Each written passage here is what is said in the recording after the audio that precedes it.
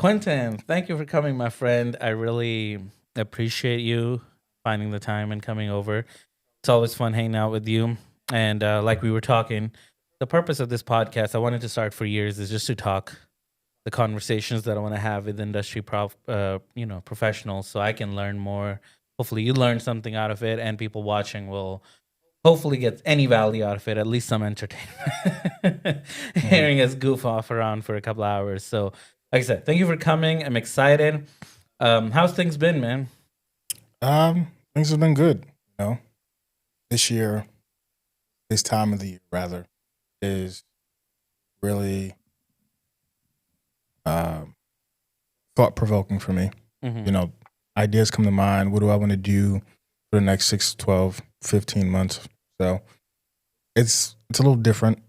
Past few years, I haven't had many new ideas of things I wanted to try, but it seems like 2 months ago, everything just do this, do this, do this, do this. So it's now like trying to keep track of everything that I thought of and making it happen. So, what do you think made that switch? Probably my work the last 12 months probably is what did it. Because this last year, was vastly different from any other year. In fact, you've been traveling a lot, doing work for the ministry, making videos all over the world. I mean, it's sometimes, to be real, I kind of get, I'm not jealous of that many people, but I do get envious. I'm like, oh, Quintin's getting paid to, because, I get paid to travel a lot, but it's always in the U.S. You, on the other hand, I'm like going to these countries, getting these new experiences. So I got a little envious, but I'm happy for you, man. How was that compared to previous years? Traveling the whole world, learning. I think before I wasn't really into traveling much. I could care less what other countries are doing. Like I'm cool here in America, right? Mm-hmm. But going different places and seeing how different people live, how they view Americans, how to interact with people you've never really met before. So I thought that was cool. Doing the work is always fun. But there was this one project this year that challenged me in a different way. Mm-hmm. So I think I told you before, but the ministry that I was working with was doing something different. They were doing all of their initiatives in one place. Mm-hmm. And so the idea was to make a doc, all of it. And so the person in charge goes, hey, we're going to do this, and you're going to do this, this, and this. Mm-hmm. And also, just because, the way timelines worked out, it's like you're going at week 1 or whatever. Mm-hmm. And he goes, well, could you go earlier? Well, it was kind of both of our ideas to go earlier. So I'm like, yeah, I'll go earlier. And so I'm producing, shooting, directing, all of it. And I'm in country for the first 2.5 weeks by myself. Well, with a partner, with Santa. Uh-huh. But I was the one in charge of. Which, by the way, we know somebody named Santa. Like his actual name is Santa. I gotta have him on the podcast, man. We could just talk 2 hours. If you want a world traveler, he is the world traveler. Oh, really? Oh. It was very obnoxious at the airport the way he would operate versus the way I would operate. I'm dressed comfortably, ready to get on a 13, 14, 16-hour flight. Yeah. He's dressed like he's going 30 minutes down the road. And I guess he's used to it then, yeah. Right. But it's not what you would think. 2-piece suit. Oh, wow. Cummerbund, I feel like he had on at some point. And then when we went into the lounges that he has access to. He's looking for a partner at the airport or something? The lounges that we went into, I could understand why he was dressed that way.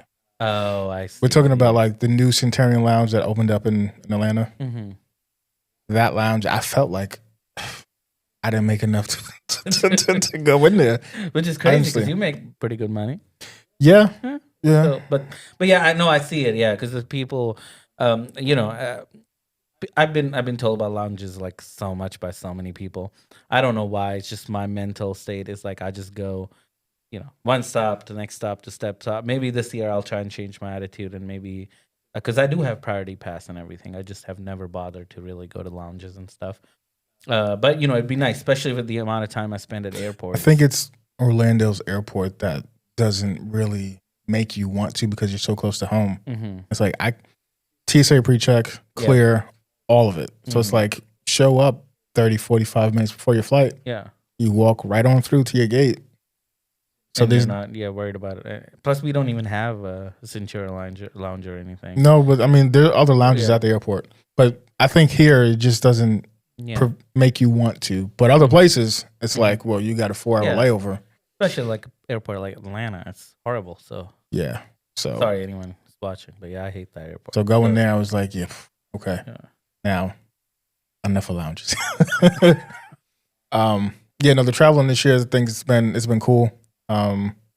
Seeing different places, experiencing some things, challenging myself in different places. You know, shooting on a new camera platform that you know. So I think that was cool. And you welcome to the gang. You finally switched to FX6 there, which is funny. I only switched to Sony a few years ago, but it was a massive change and it was definitely worthwhile for business.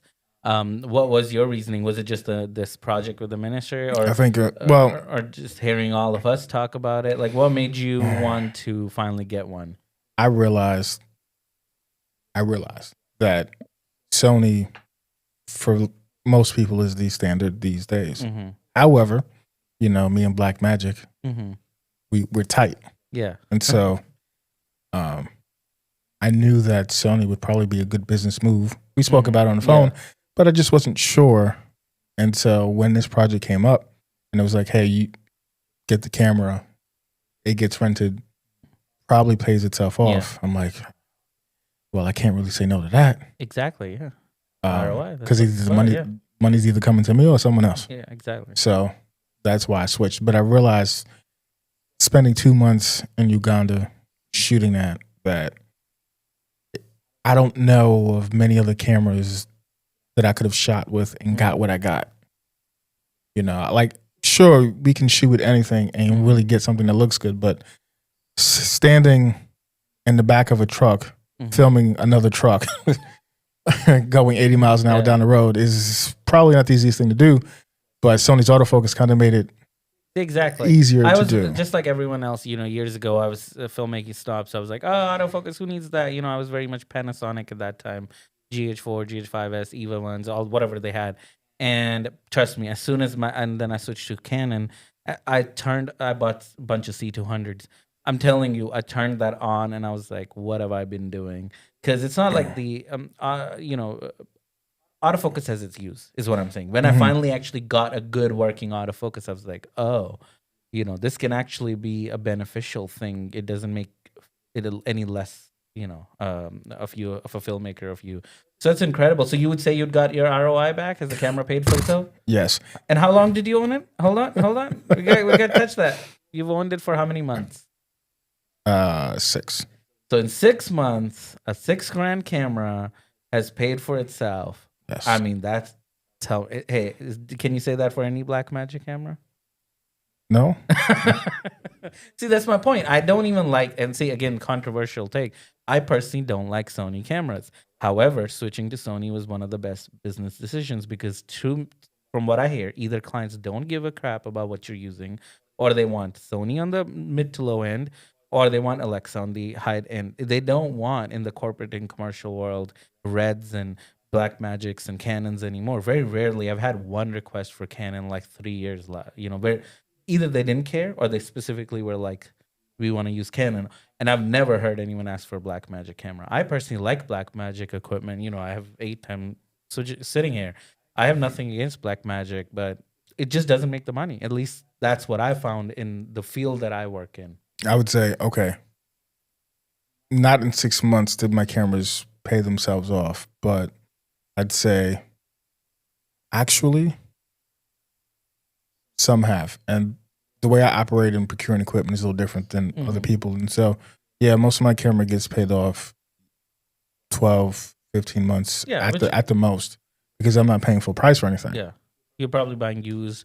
And you're also making smart decisions. Obviously that, and we can get into obviously the business side of you, which is good. But what I'm saying is, normally I'm very much like buy whatever camera. They all produce about decent image nowadays. It doesn't really matter. But if you want to get hired on other productions, if it's all your productions, it doesn't matter. Buy you a It doesn't. Pixis, Yeah. buy you whatever you like. Who cares? Buy you an iPhone, put in a big box. I mean, who knows what's inside of that? But I do think if you are going to get hired in the corporate world, FX6 is the best investment you can make, and then maybe an FX3 is a B camera. And I think you can pretty much do most talking head and B-roll type of roles that you get, or travel or conferences or any of that. Would you say that now that you've used it, you think it's versatile enough to do all that? And I mean, I'm sitting here thinking between another FX6 and FX3. yeah, which is good thought process. Yeah. So that's where I'm at. And the only reason I'm going back and forth between the two and not just getting another FX6, which is my first idea, is because traveling, the Ethiopian airport is not the easiest to bring gear into. Yeah. So tell me about that story, because that was interesting to me. Okay. So basically, we flew in and we had, serialized all of our equipment, and we're going through. So they wanted you to do it, or you guys did it just for safety? Well, the way we got approval to bring certain things in, like a drone, into the country. Get approval. So the governing body said, "Hey, do all these things." We did all those things. Okay. We figure we're going through. Hey, no problem. We go through our secondary screening that all airports and other places do, and they're like, "Come to the side." They look through all of our stuff. We give them the list. We're like, "Hey, cool, no problem." Letters with official seals on it, everything, and they still take inventory. They say, "Hey, we're gonna take everything for the night. Come back in the morning, pick it up." Gives me nightmares thinking about parting with my video equipment. Now, I mean, it's customs, so it's not like Joe Schmo, but still, yes. And yeah, you don't have a choice at that point, right? So it's like, what you do, you have to do it. And so, come back the next day, and they're like, "Oh, by the way, this is going to be $22,000 just to get your stuff out." US Yes. $1,000. And okay, it wasn't just come back the next day. This is the amount. It was come back the next day, spend all day in the airport. Still didn't. And you didn't have to shoot that day, luckily, right? Okay. Still didn't get any answers. I had to go back a third day. And it wasn't until the end of that third day that we got everything situated. Now, mind you, by that third day, I was supposed to be already halfway across the country. Yeah. But I had to wait to get this all situated. And so we basically got half of the equipment out, and we're still able to do everything we need to do. So you could only get half because you only wanted to pay half. That's basically right. So the available money for everything that needed to be done was like, what makes the most sense? Okay, 10,000 makes the most sense. So we paid that to get half. The production company, obviously, I know it wasn't your money, but did the ministry or the production company get the 10 grand back, or no? Did they keep that? Last I heard, we're still working on it. Oh my goodness. This makes me not want to complain, because I do sometimes complain traveling so much. Makes me not want to complain, because my problem is the airline going to let me pre-board? Versus that sounds like a nightmare having to deal with. Plus the idea that you don't even have all the equipment you brought there because they want exorbitant amount of money to. I would say though that the drone was definitely a red flag for them, even though we had different permissions. The dollar amount of the equipment, because basically they see everything you have. They're like, "Oh, it's video equipment. Okay, we're gonna take it, go through it." Yeah. And once they looked up everything to give me a number, they realized how much everything costs, and they're like, "Whew." Wow. Yeah. Do you think it could have been better for the production company or the ministry to just rent equipment locally, or no? Especially once they found out they needed to do all this extra steps to bring the equipment in. It depends on what you can source locally. And I mean, the way that they usually do things, it's like not sourcing anything in country, bringing it all in so that you have it. Yeah. And most times, most scenarios, you don't have that many problems. I would say, though, that probably the FX3 wouldn't have given as many problems to me in that situation. That's what I'm thinking about, getting an FX. Yeah. No, makes sense. But this is the first time we're just going to go all FX6s. Why not? Yeah. So, yeah, I mean, between me and the person that I traveled with, we had 4 FX6s. Right? Okay. And the other guys who were coming in separately also Who was it, brought Andrew or somebody else? Adam. Oh, Adam. Okay. Yeah, so he had 2 in his case, I had 2 in mine. Now I did have a Pelican case, and we know sometimes those will attract unwanted attention in different countries, but because I had already spent 2 months with cameras on my back in Uganda, and this trip was not too far after, I'm like, I really don't want to do that again. Yeah. But I should have. Now, would that have helped? I don't know, because these cases all went through the same X-ray machine anyway. Yeah, so they may have probably pulled you. Yeah, that I have heard of stories. I have not been through a scenario like that, but that's what makes me very, about international travel. To be real, again, I'm such a focused into corporate and commercial work that I don't really get that many requests. Now I do have international clients, but they come from their country here and hire me, obviously. So I haven't had that experience, but that just gives me, even like I said, thinking about it, nightmares. And like I said, you don't have that much of a choice at that point because you're here to make content. You have to do what you have to do. But that's anyway, nightmare of a situation. But on your side, at least it wasn't your money, right? So basically, yeah. It was so like, you're not as worried about it. Good when you're the shooter. I guess I'm as a production company. I'm like, oh, that'd be a nightmare. But awesome. But at least you got a great experience out of it, right? You went to all these countries. You met all these people. Tried their food. Did you like it? Anything? I'm not a foodie, so I really kept it safe with the food I tried, just because, like you said, if they're to do their job, get sick, you can't work. Yeah, exactly. And so I kept it simple with things that I'm familiar with, things that you can't really mess up no matter where you go.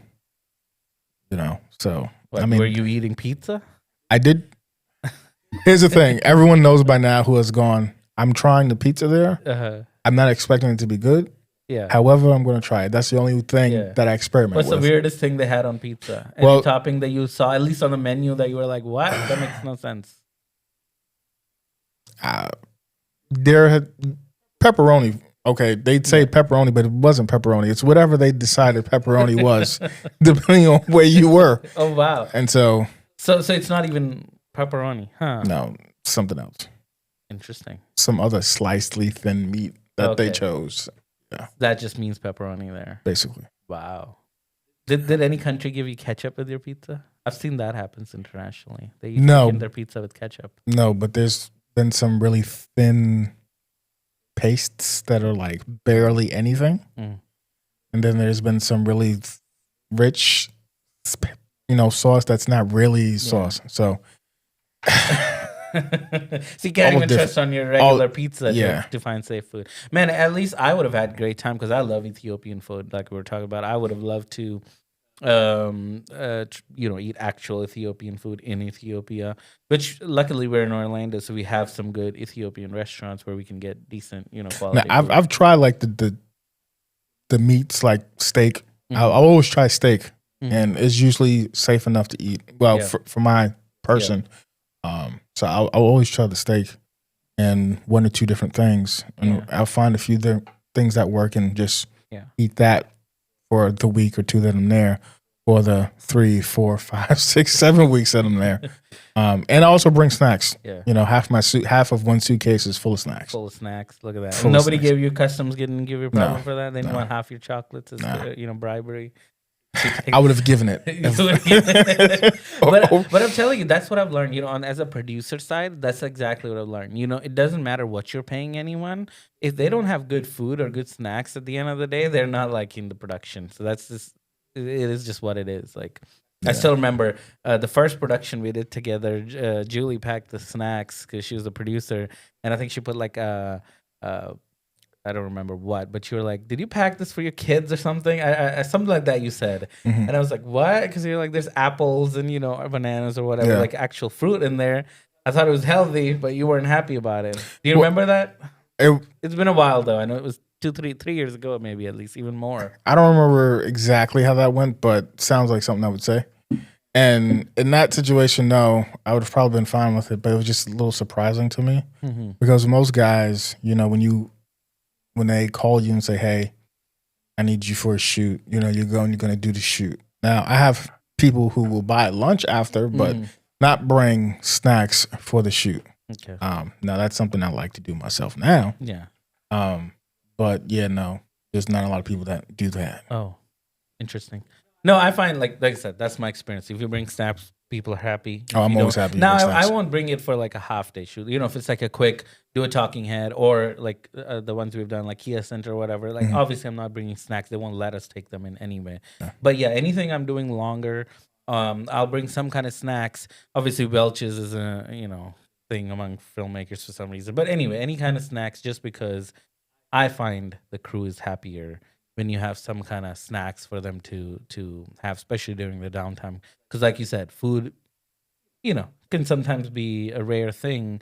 Even though obviously I've planned for lunch. A lot of times shoots are doesn't running happen. behind, Yeah. lunch is delayed or whatever. But even then, I try to, at least when we do get to lunch, feed everyone something that everyone likes, because again, I want the crew to be happy. As long as you have a beverage of my choice for me, I'm good. Which is what? What's your choice of beverage, huh? Beer? No. Vodka? I don't know. I'm just guessing. I don't consume alcohol. Oh, that's good to know. I mean, Welcome. you can count. I was thinking about it the other day. I was like, you can count probably on one hand the amount of times per year that I would consume alcohol. Same thing. Same. That's awesome. I didn't. It sounds like we have something talked about. But yeah, same for me. I don't really like to drink. Now I will networking events. I'll pick Socially. one. Yeah, socially. But even then, I'm just walking around with the same thing for all night. Yeah. Maybe a sip or two. But I'm not. I don't really like to drink either. So that's awesome. I mean, for me, it makes me drowsy. Yeah. So I'm like, I don't want to be drowsy. So what is your beverage of choice? What makes you happy and sad? You're for not next time? sponsored. You're not sponsored by anybody. No, yet, so we don't peddle anything on this podcast. I'm not trying to sell anything. This is free entertainment / education for anyone. From people who are actually. I actually have like my preferences, but I also have my don't give me that. So Zephyr Hills, water, don't give it. What about Dasani? Everyone for some reason hates Dasani. Dasani is fine for me. I'm thinking about the bottles that are in the stores in New York. You got Poland Spring. You give me if you give me a bottle of Poland Spring water on the Florida shoot, I'll kiss you. But but smart water, the decent. So I've had people say water. Look at Quintin. You're like, no, I don't want just water. I want this specific water. Don't give me sparkling water. I don't do that. But I'll do a seltzer. That's sweet. I mean, seltzer's that's sweet. Okay. That with a little sweetness to it. Yeah. But Red Bull is always a welcome thing. That's just the common thing. normal Coke, whatever. Yeah, But don't give me a Coke Zero. I don't want it. I'm addicted to these. I need to stop. Yeah, when you said, "Hey, do you want a Coke Zero?" I said, "No, I'll take water instead." See, it's like the hardest thing, right? I want a Coke, but I don't want all that sugar. That's the closest thing, because Diet Coke is not the same thing. I know people love it, but anyway, that's the closest thing for me, and I'm kind of addicted. I'm trying to get away from them, but that's like the way I get my caffeine nowadays. Anyway, enough about drinking, yeah. which we're not even talking about real drinks. So, sounds like you had an incredible year. Financially, you're doing really good comparatively to what we've talked about. Like you're doing incredibly. You travel the world. You bought the camera that has demand, and now you're also a lot more than that. A lot more than just the camera. So since it sounds like this is where you're going anyway. This year, I think I've probably bought a lot of equipment that I know won't even pay itself off for another 2 years. But that's in mind, because I know there's some building to the new customer base that I'm looking for, and so I know it's not going to happen tomorrow.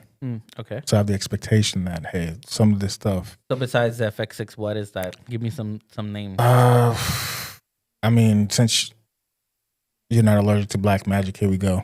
No, I love black. So in total, Resolve is the best. In total now, I have 3 broadcast Ursas. I'm looking to get 2 more.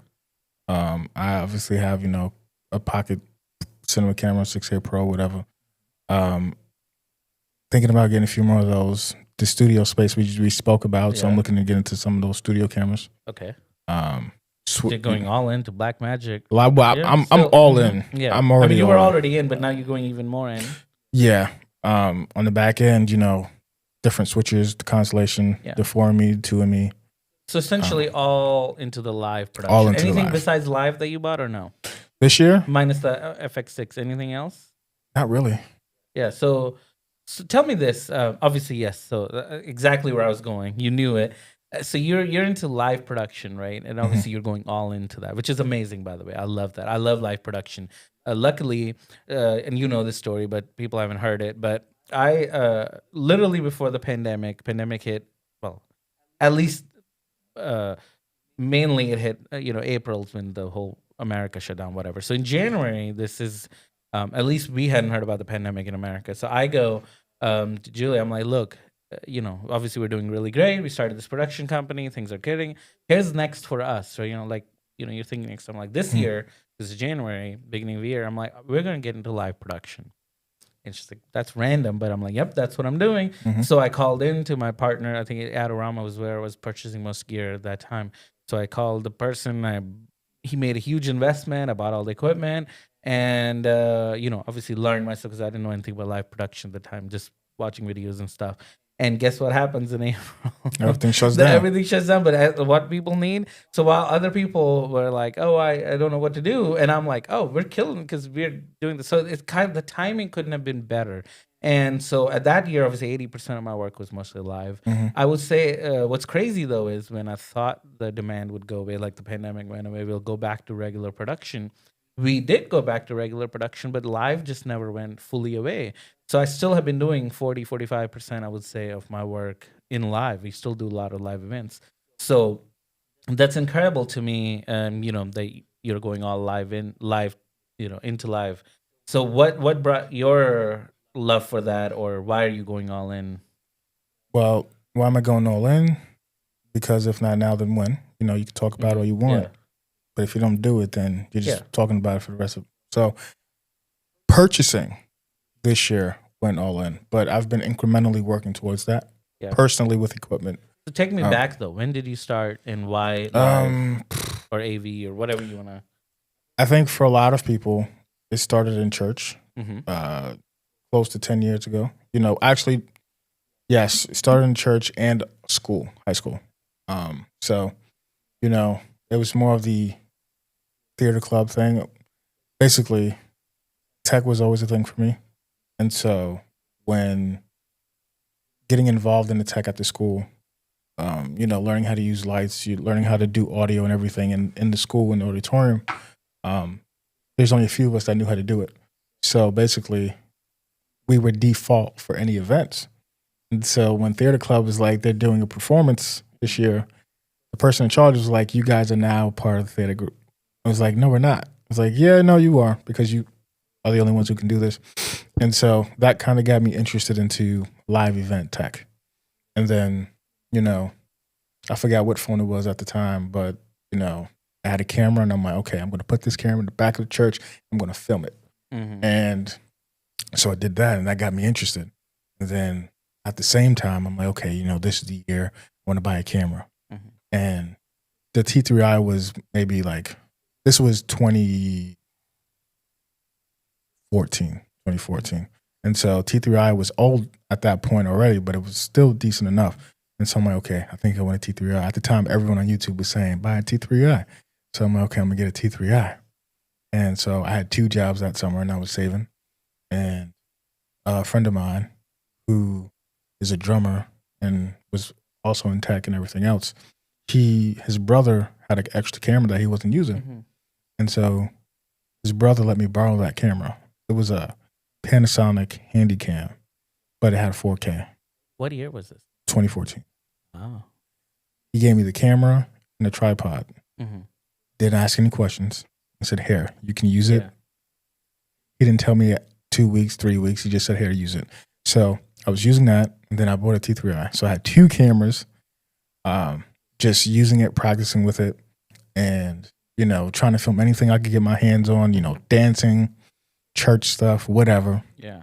And going to live concert stuff, I'm like, okay, I want to do that now. I want to be the guy behind that camera.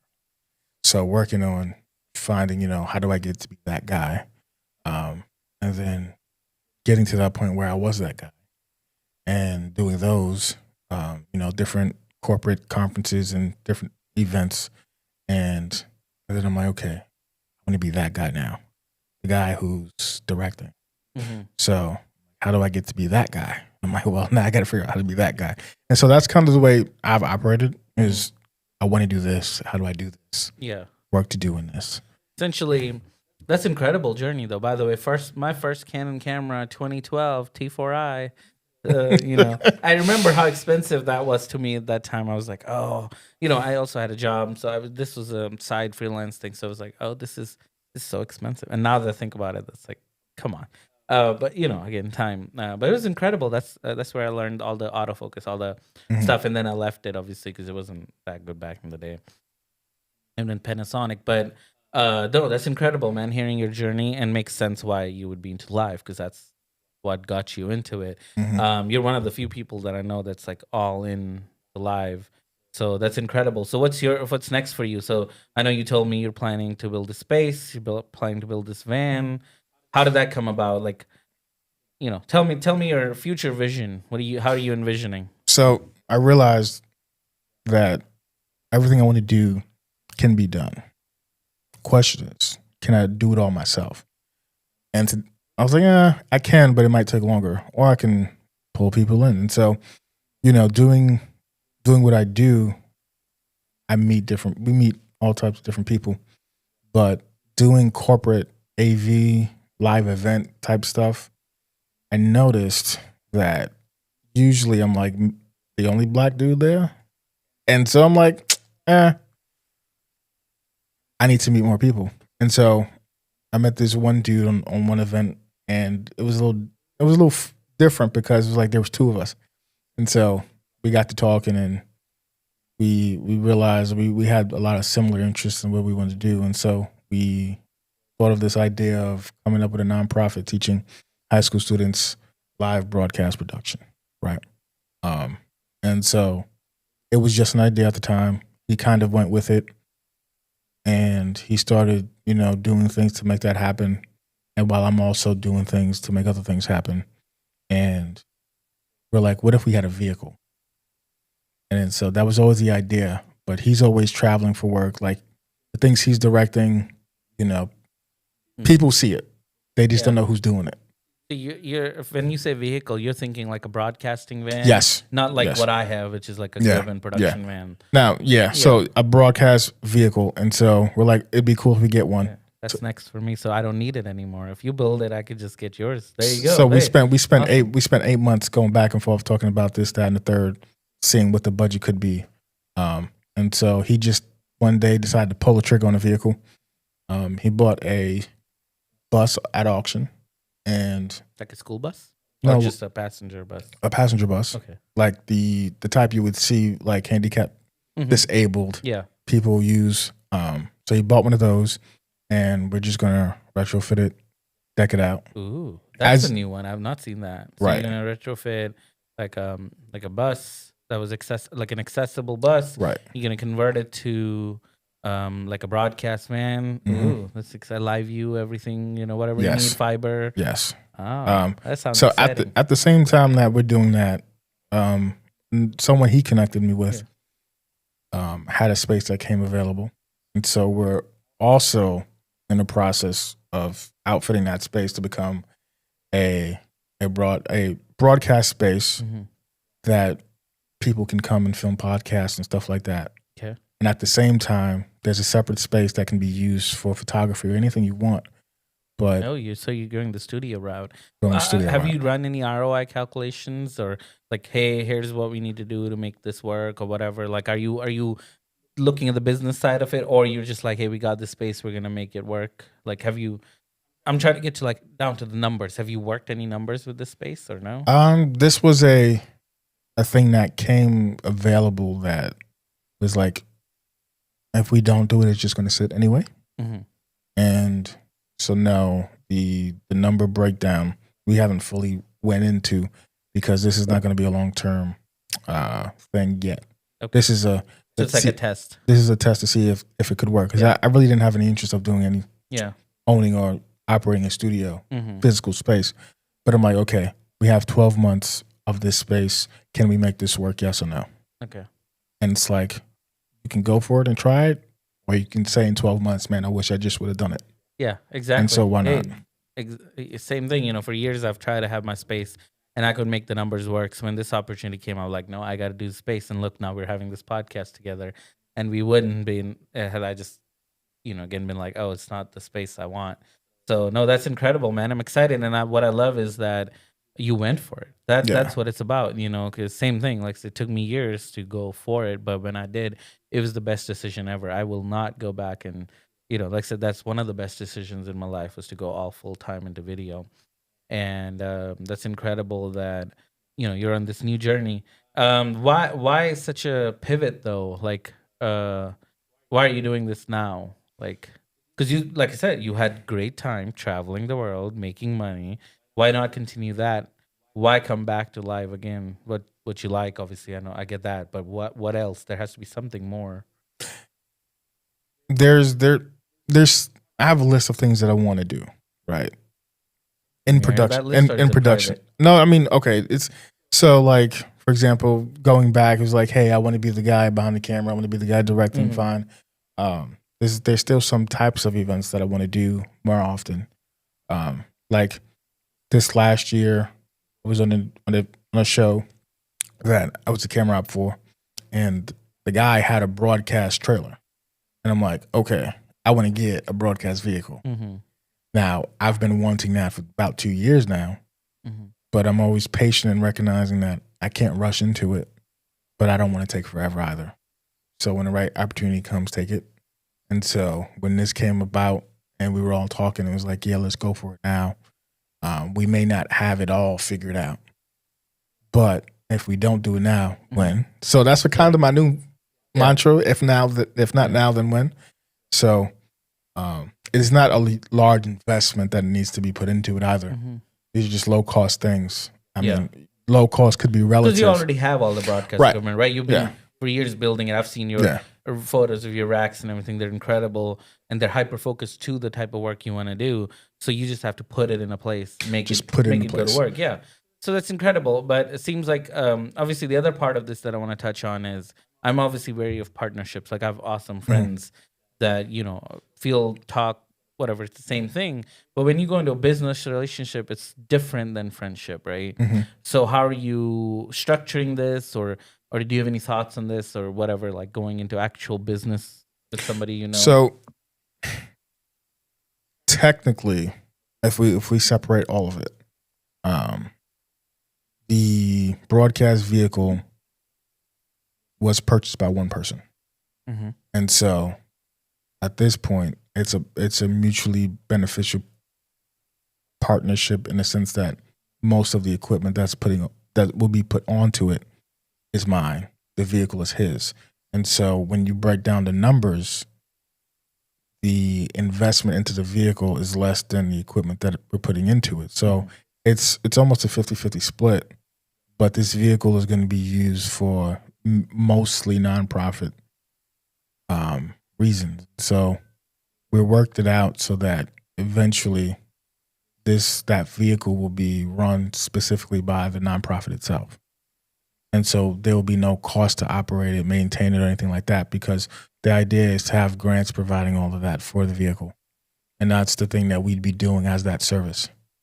And when it's not doing that, then yes, we can use it for other things. But this is really a good test run to see what the next platform is for the OB vehicle. And so this first one is, yes, let's do it. And let's do it for the reasons we wanted to. And it wasn't business. It was a passion of, let's teach this to high school students.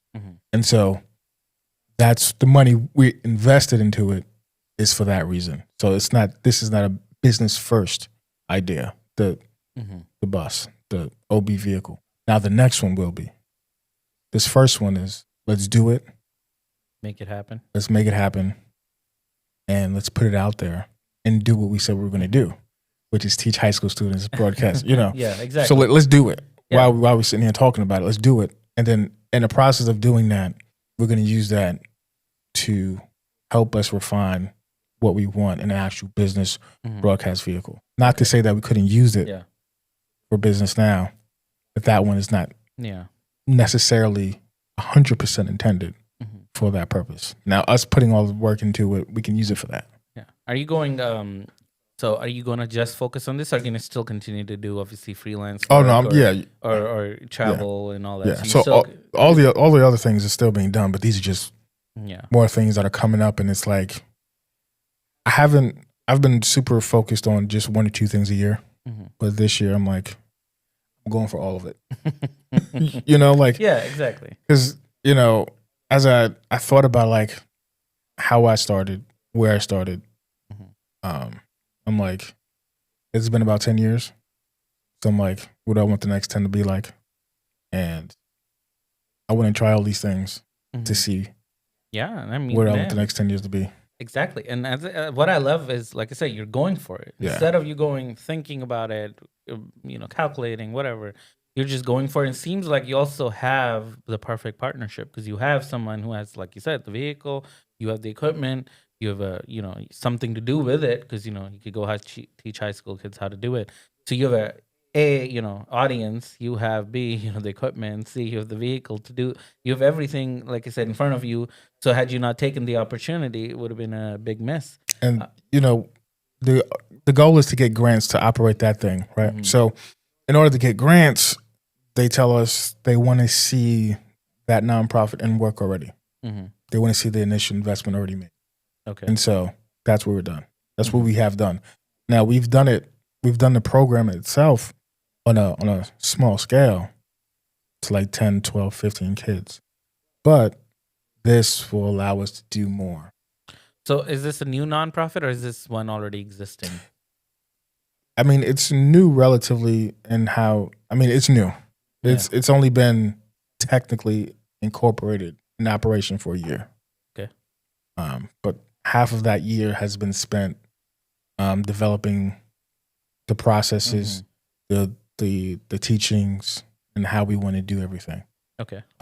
And so we have students from 2 local churches that we're doing programming with, but the idea is to have it all put together in another 6 months so that we can do it in schools, in different places. More people in the industry. I love that. And that's why the space that came available makes sense because you can tie it all together, right? Yeah.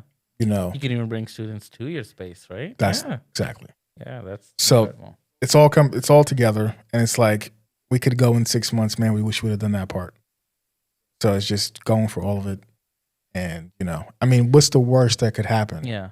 Well, here's the worst that I want to talk about next. How do you manage time? Because you're talking about running helping this nonprofit, running a live business, running travel video business, running your freelance business, your media company, and you have a family. How do you manage it all? You have a kid, right? So how do you manage it all and still stay sane? That's why time management. That's why working with others is important. You know it as well as anyone else that you can't do everything yourself. Yeah, no. And so you can't do anything yourself. And so just having different people that can help, and it's pushed me to think in a different way. It's pushed me to think more operationally, more analytically in certain areas. Like I'm very tech, as a live video engineer, I'm thinking big. But this has made me really think about certain details of very small things that I really don't really care about, but I have to now to make it work. So that's the plan on how to make it work, how to balance everything. I don't know. I don't. There's times where I'm out to 10, 12, 1 a.m., 2 a.m. I get home. Or, there's times where I was out of the country for 2 months, then another 4 weeks, another 3 weeks. And so how do you balance it all? Just try to have people who understand and people who you like working with. Yeah. Really at this point. How do you handle that with your kid? Because that's the hardest thing for me. Is just traveling. Leaving your family, like leaving my kids, and especially I don't know if your kid does it, but my girls are like, "Daddy, don't go," and then that kind of melts my heart. I'm like, how much I love video production. Obviously, there's part of me that obviously wants to go to these cool shoots, but then the other part of me is like, oh. I don't want to disappoint my kids. So I try to pay obviously a lot of attention when I am home, taking them to obviously we live in entertainment capital of the Mhm. country, taking them to theme parks, going out to eat or whatever. So how are you handling that? Is your kid like that? Or if not, like how are you managing being a good dad Um, while, somehow managing all the stuff that you're doing? so how do I manage it? That's a good question. I don't know if I'm doing the best job ever, but I think for our family, one, my son has autism, and so it's a little different. He's nonverbal, so he's not going to be saying, "Hey, don't leave." He's Mhm. just not going to say anything. Um, so that's a catch-22 because you want that as a parent, Mhm. but you don't get it. So that's one thing. Two, being gone is a little difficult also because, FaceTime is a thing now. Mhm. It wasn't 20, 30 years Yeah. ago. But even then, it's still difficult Mhm. because, yeah, we're looking at each other. Yeah. He's not saying much. Mhm. So it's just having a good family that understands that. Yeah. It's funny. And Well, it's not funny, but I've known you 3 years. I didn't know about that your son was autistic. So that's crazy then that makes it even harder. I mhm. think you leaving. So that's crazy, man. I'm really, like I said, amazed that you're doing this because I know how hard it is for me to do this, and you're doing more than I am. I think so. It's wow. That and, you know, when I'm home, okay, I'm not going to say when I'm home because when I'm home, I'm always thinking about other things also. But, I recognize after reading a bunch of Facebook groups that like autistic adults don't have it easy. So I'm like, okay, I need to be doing as much as possible to make that easier Yeah. in 20 years. And me sitting at home all the time is not the way to do it at the Yeah. moment, because a lot of work comes from other places. So I don't know. It's difficult. Having a good partner helps. She understands work needs to happen. Yeah. And because I'm working, she gets to be with him all the time. Hmm. So it's like you can't have it both ways. I don't think. At least right now, for me, Yeah. you can't have it both ways. But that's another reason why I'm trying all these different things Hmm. because the more things you're trying, the more chances you have of those things working out. The more things you have in the pot, the less time you may have to be on a plane, Yeah. right? So I mean, that's another reason. So you're trying to. So is your ultimate goal retirement? Is that? Yes, I mean, well, no, because I love what I do, and Mhm. so I plan to like I meet dudes out on shows and events that are like in their early 60s. So I'm like, man, I want to be Oh, so you're just like me, because I'm like I want to do this as long as I can do it. I love it. Why would I right, want to stop? Yeah. which is why I don't do certain things. Hmm. I'm not going to be the dude that's lifting up all this weight. Like, don't worry, I got it. No, slow down. Yeah. 40 years ago, the dummies who did that. Yeah. They are the ones who need to retire. Right. And so stuff like that, I'm trying to work smarter, not harder, Hmm. so that I can do this a long time. But also do it so that there's enough available. So as my son grows up, it's not going to be as difficult Hmm. for him to maneuver and operate because it seems like things aren't going to get any easier for anybody. Yeah. And so there needs to be something there to make it manageable so that all the output that we do as people, he doesn't have to do that much. Yeah. 50, 60, 70%, but at least he has that extra 30% that's there to help. Yeah. So that's why I'm doing everything I'm doing at the frequency I'm doing. I think I could be doing more, honestly. Wow. And Yeah. so, that's why. It makes me. I thought I was working a lot. You make me feel like I'm lazy. I mean, but you are working a lot, so. Yeah, but man, I feel like you're doing more than me. But that's no. I'm actually very happy. I love people. I'm very family. Family's first for me, and obviously my love for video production. But I'm so glad you're thinking ahead. You're thinking about the future of your kid, and what the needs are gonna be now, because that's exactly the approach that you need to take. I'm amazed when I hear so many parents who are like, didn't think about that, and then it's too late. So you're thinking now when you have time and you can, Yeah, prepare. but I mean, I don't know. I only have one kid, so I can only think one way. Yeah. But I would assume that kids who don't have certain disabilities, they're like, yeah, no, they'll figure it out. Like, your kid is okay being relative. Yeah. If your kid can do most things, they'll be fine. Yeah. You just teach them. You say that, yeah, but I find the system, now that I'm looking at it, like, again, 2 kids, I watch the education they're getting and everything, and they go to supposedly really nice school. But what I'm seeing is, the system's designed to, like, make worker bees. They're designed for people to get out, get jobs, provide, pay taxes and all that. And I'm like, no, they're not teaching you anything about entrepreneurship. And so I think parents do have to be very involved, especially if you want your kids to do what we do. Because, sure, obviously, like you said, there will be spark in some who will just go chase it no matter what.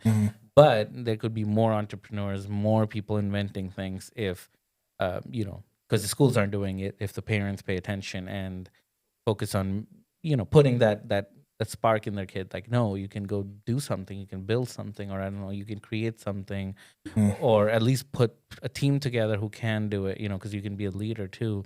Either way, what I'm saying is that now comes down to obviously the parents. And so there is a lot that parents have to do to get their kids to be like that. I don't know. That's at least what I'm seeing. Yeah. Like I said, it comes down to, in my opinion, it comes down to the teaching of the parents. But for me, growing up, I wanted to do one thing since I was 6, and that was be a cop, right? That was the thing. You look at me in high school, you're like, definitely. To the extent that, junior, senior year. You like donuts? Junior and senior year. I'm joking. Hey, anyway. When recruiters would come to the school, the thing that they would do is ask other students, who else do you think could be interested? And I kid you not, there's at least 10 people who gave the recruiter my name. He's like, yeah, I had a bunch of kids tell me come talk to you. And I'm like, yeah. But after realizing I should probably do college to get me to the end goal of being a cop instead of doing the military. And then I went to college and I was like, I don't want to do this either. But so what made you not want to be a cop? When I moved here, it seems like a lot of people thought you would be good. Yeah, no, my son, basically. Yeah. That was the thing that made me decide not to do it. Yeah. Interesting you say that. I think from what I've heard, again, I don't that many cops, but from what I've heard, that they have good insurance. So that would have been, I guess. Yeah, but that's not what I was thinking about. I was thinking about the climate in which we live. And yes, growing up where I grew up, no one really cares about cops anyway. Where did you grow up? New York. Oh, okay. Yeah, Queens, New York, South Jamaica, if anyone wants to know. Yeah. But yeah, so they're the friendly ones, though. At least my experience is traveling there. But New York cops are. I don't think we have enough time to go into all that. Let's not do that. But I was a little different. Like, I was 100% yes, that's what I want to do. But also recognizing everything that happens and everything that's involved in that profession. And so it was like, even though I know everything about it from both sides, I still want to do it. But after moving here, and I always had it in my mind that could be my. What brought you to Orlando again, or Florida in general? This is where. Let me just. I felt like I had a nerve or something. I didn't want to move. At first, I didn't want to move. Oh, you can talk shit about Florida? No. At first, I didn't want to move. That's why I didn't answer that. But Tashay, she wanted to move here because she grew up here. Okay. And this is where she said the school system here is great. The education is great. I don't know. And so, okay, I love Orlando, but I don't know if I would go there. But yes, and so that's why anyway. we moved here. Well, she moved back, and I just came. So you followed. Yeah, but and that's just because that's how it was with Alabama. Growing up in New York, it's like you don't want to move anywhere else. Yeah. But so now coming here, and I realized these years later that I think it's probably Florida that's gotten me to this place, just because it's more inviting to self-employed entrepreneurial people. Yes, that Now, is true. wanting to be a cop, I had no want, need, or desire to be entrepreneurial. Hmm. Right? Like, I'm cool living within a system, operating, cam opping, being a cop, directing, whatever. That's still a system, Hmm. and ultimately, you're working for someone else anyway. Yeah. So I'm cool with that.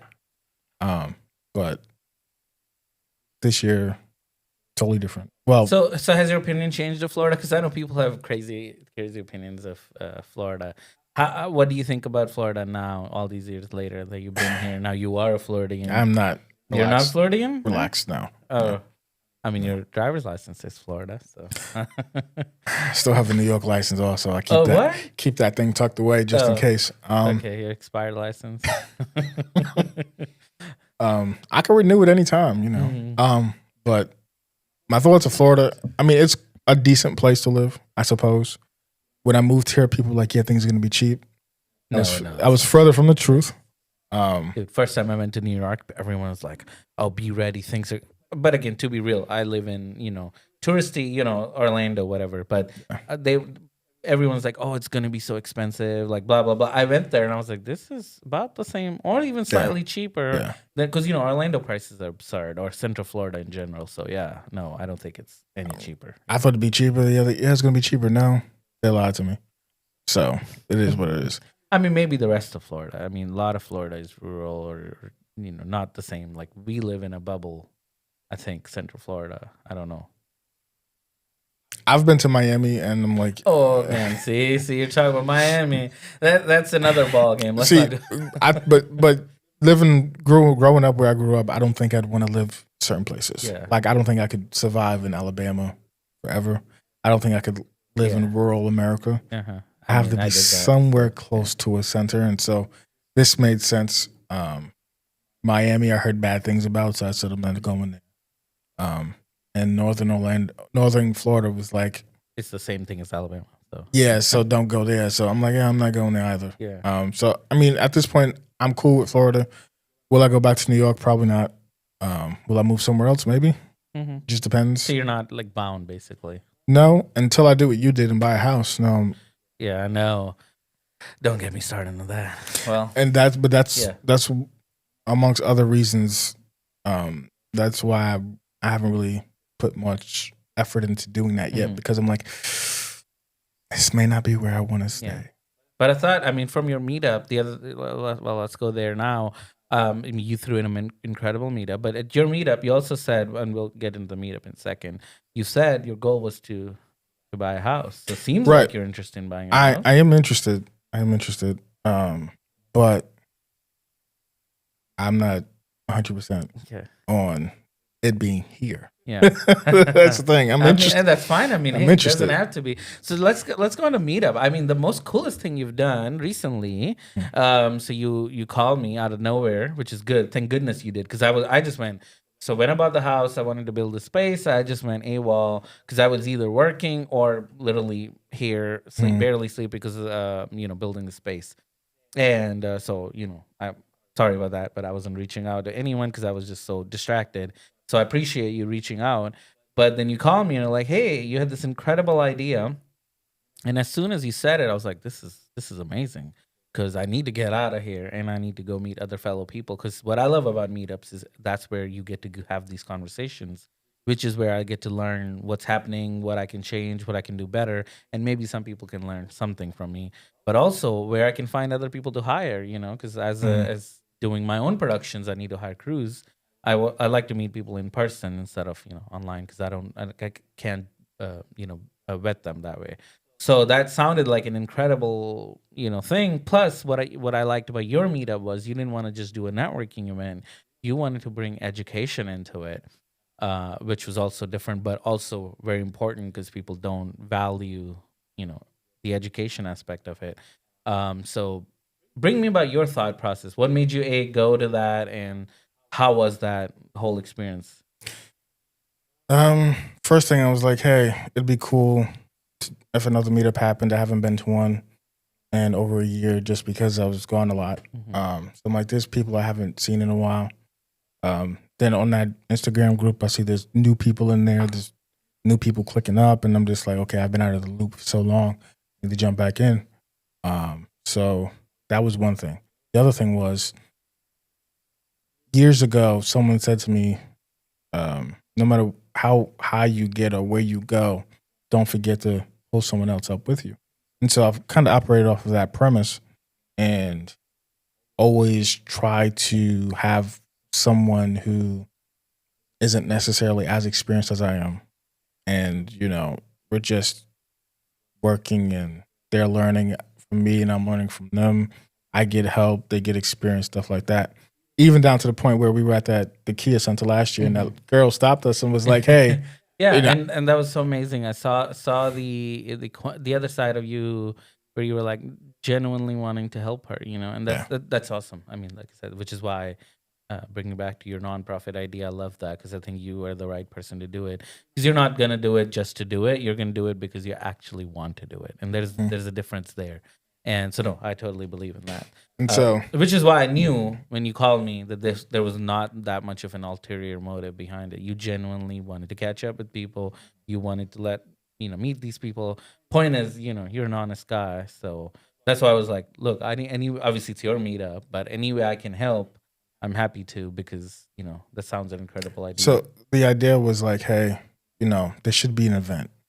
Then people I've been talking to are like, hey, I wish I could learn this or I could learn that, or I want to know this, or I want to know that. And then looking at the group and all the questions that are coming in and people not really getting answers the way they want, or people are afraid to ask those questions in the group for whatever reason. And I'm like, what if there was a place where people can ask you face to face, get an answer that day, and feel better about the decision they're trying to make?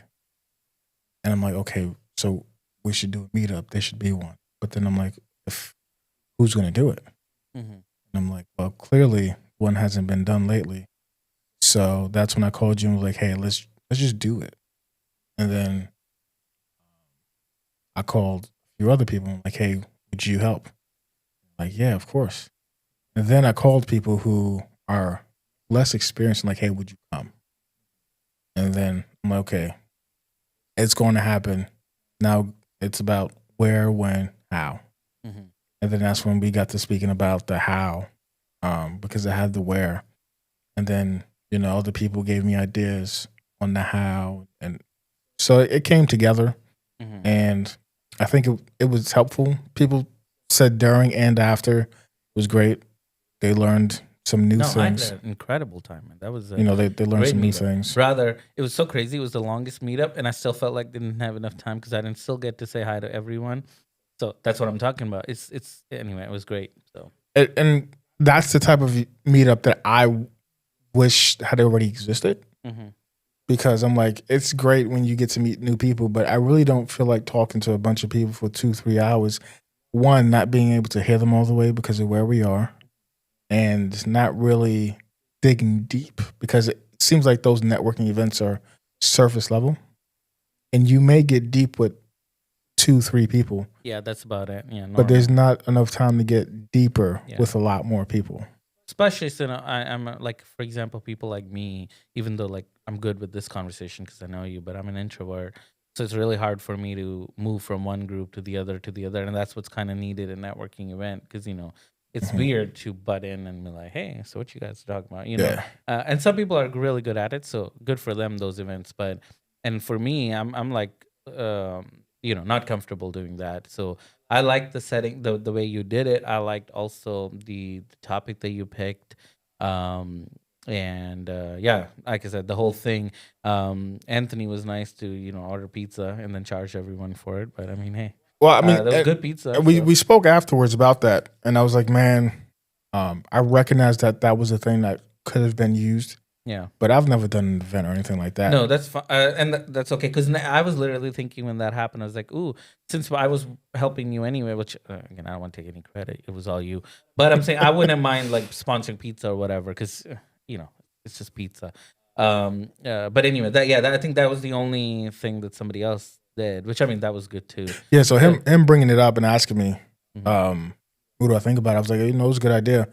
And I was like, thanks for pushing me to do it, because I was like, it was a thought, but we had so many other things already in motion that day that I was like, maybe the next time. But I mean, pulling the trigger on it was a good idea. And hopefully the next one will be good too. I have an idea. Oh, you want to talk about here or no? Yeah, Can we make it public? Sure. This won't be out for a while anyway. Oh no, this is live, sir. This is live. Yeah. Yeah. Everyone's hearing what you're saying. Oh. You want to talk about it? No, it's okay. We don't. No. Yeah. Okay, so it's for people who like to shoot more than just cameras. Okay. The idea is to do a meetup, an event or whatever, that people get to shoot more than just cameras. Okay. That makes sense. I know this is going to be on shoot more than cameras. So what does that mean? Well, it depends on your filter for YouTube here. There's no filter. Okay, cool. Okay. Whatever it goes. So the idea is to put cameras and guns together. Okay, that's interesting. Because I've never heard. After that last meetup, I know that there are people who like to shoot cameras, and there are people who like to shoot guns. Yeah. And so if there could be an event. Funny enough, you say I had Justin on the podcast, and he's one of the only people I know who actually shoots for a gun company on video. Yeah. So that's incredible. You're the second person to bring that up, but and I'm not saying necessarily people shooting guns. I'm saying doing an event where people get to put hands on to different types of cameras and equipment, and also enjoy the range. Oh. So a meetup at a range with camera nerds. That's actually very interesting. We all like to show off our cameras. But I'm sure we're proud of our guns also. Yeah. Do you think that'll be limiting? Because again, obviously this is not the topic I talk about with just anyone. Enough people are gonna have enough are gonna be into guns or whatever. It may not be as large scale, because this one you had 20, 30 people. Did you do a final count? Do you know how many people showed up? There's about 35 altogether. That's what I'm saying. That's a lot of people. Do you think this next one will have that many? The first one in my mind initially was supposed to be people that I know anyway. So just 10, 15 at the max. Yeah. Before the idea expanded. Yeah. And so now this one could be 10 people. I don't care. Okay. But just putting the two together seems like a fun idea. No, that's very interesting. I would be down for it. How many conversations? As long as it's outdoors, though. Yeah. I'm not indoors. How many conversations have we had about guns while we were shooting? Yeah. But that's just because we're in, we have similar thoughts on that. Right. And we can't be the only ones. Yeah. Well, I mean, I know two people now, you and Justin. So we would have to, but like I said, I would be curious about that. So that's a pretty cool idea. And the person doesn't necessarily have to own a gun. Yeah. But they could have fun going to the range every now and then. Yeah. And it's a safe environment too, so that's pretty good. And so that's the idea. When it will happen, who knows? Yeah. No, that's pretty. But that's the idea in the back of my head for one eventually. Okay. But I think the next big event will be the mastermind that we're putting together. Yes, there's got to be one. Again, not trying to sell anything. I do want to. At least I know I want to do one where I want to go with people who are like production company owners and just trying to pool our resources together, essentially grow together. And I love these meetups, but there's a wide variety of people, so I have to. At least when I've been able to speak or learn, it's a wide scale. You're like, hey, if you want to grow to 6 figures or whatever, now you want to go to this, so it's like. But I'm saying if you did a mastermind where it's all people like, okay, we already have the basics, right? We're not struggling to pay the bills. Now, how can we make big money, or how can we grow bigger from people who are already, that level or higher? I think would be an incredible resource for everyone, because then everyone benefits from it. I would love to put something like that together, but again, time is such crazy. But I know you're interested in something like that too, right? Yeah, and I realize, for me, I have to really dedicate the brain power to do it, and so I've already decided. Like the ending of 2022, when I knew what was coming for 2023, I said, okay, I'm going to dedicate to doing those things, and so I did it. So. I think, it should be the same thing. Yeah. You just got to do it, right? Otherwise, it's never going to get done. I've already decided there was a few things I wanted to do this year, I'm already doing some of them. I have some other ideas that are only business specific. Okay. That have come to mind after the last 2 years of doing production that I've seen out in the world that I want to do. But those are business specific products that I want to provide. Ooh, that's cool. Any you can share with us or No. not yet? Are they not flashed yet? Okay, that's okay. Take Well, your time. well, we'll have you back. They're flushed. They just haven't fully been done yet. Okay. And that is a competitive thing. Okay. So it's like not something that I feel like will take tons and tons of effort to do. Okay. But could provide a lot of value to the customer base and profit. Ooh, and so you're making me and anyone listening curious now. Damn. Well, just based on the market that we live in. Okay. And the service that's available for it doesn't really exist locally. Okay. Now there are companies that are providing that service countrywide, but there isn't much locally. Stop talking. You're making me curious. If you can't say it, just say it. Yeah. Yeah. So, but it doesn't. The barrier to entry is not extremely high for it. Yeah. And so it's still in the production space, still in the live space, and so I'm implementing it for the business I'm building for the live side. But I'm like, okay, this could also but service other people. So, which is what I was going to ask you, but I guess I don't know if you want to tell me then. How are you going to do outreach? For that OB van that you're building, is there do you have a plan in mind, or is that what you're talking about? How you're gonna do outreach? How are you gonna get the new clients? I'm for the OB van specifically. The plan is to do the nonprofit side of it, which is servicing those schools and everything, but that involves sports. You don't do high school without sports and stuff like that. So within that sports space, I am thinking about expanding to doing college level sports and providing that service. So the idea is to interact with the networks that are sponsoring and giving airtime to those events, seeing what the requirements are. I know what the requirements are for ESPN. So building the OB van in a way that is enticing to them. Okay. That's important. Oh, so you're going for the big sports broadcast stuff? Not the big sports, but the medium sports. Okay, the medium. Okay, because so I don't medium-sized colleges. Like you're not gonna target like Alabama or anything. You're trying to go for what smaller schools that have a football or other sports program, volleyball maybe. That's a big one.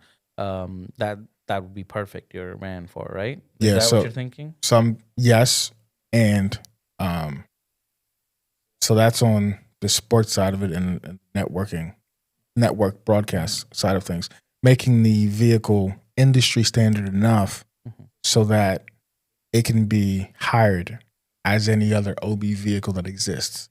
Because there's a certain barrier to entry when it comes to a professional standard vehicle and the things that it's expected inside that vehicle.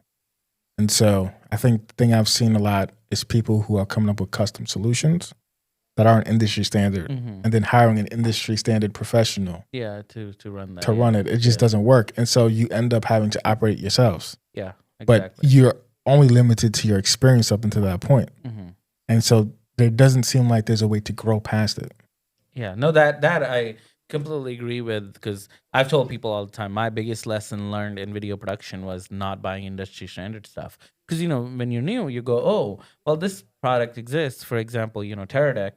Oh, there's Teradek, but I can buy XYZ wireless system for cheaper. And, guess what? If you're just doing your own thing, it's fine.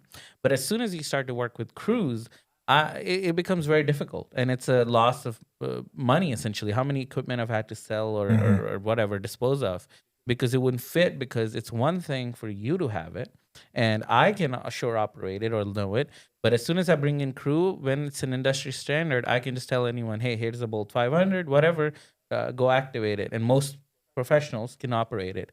But when you have something specific or a custom solution that you made, they'll be like, how do I do this? How do I do that? And that's a loss of efficiency, and you can't have that on ProSet.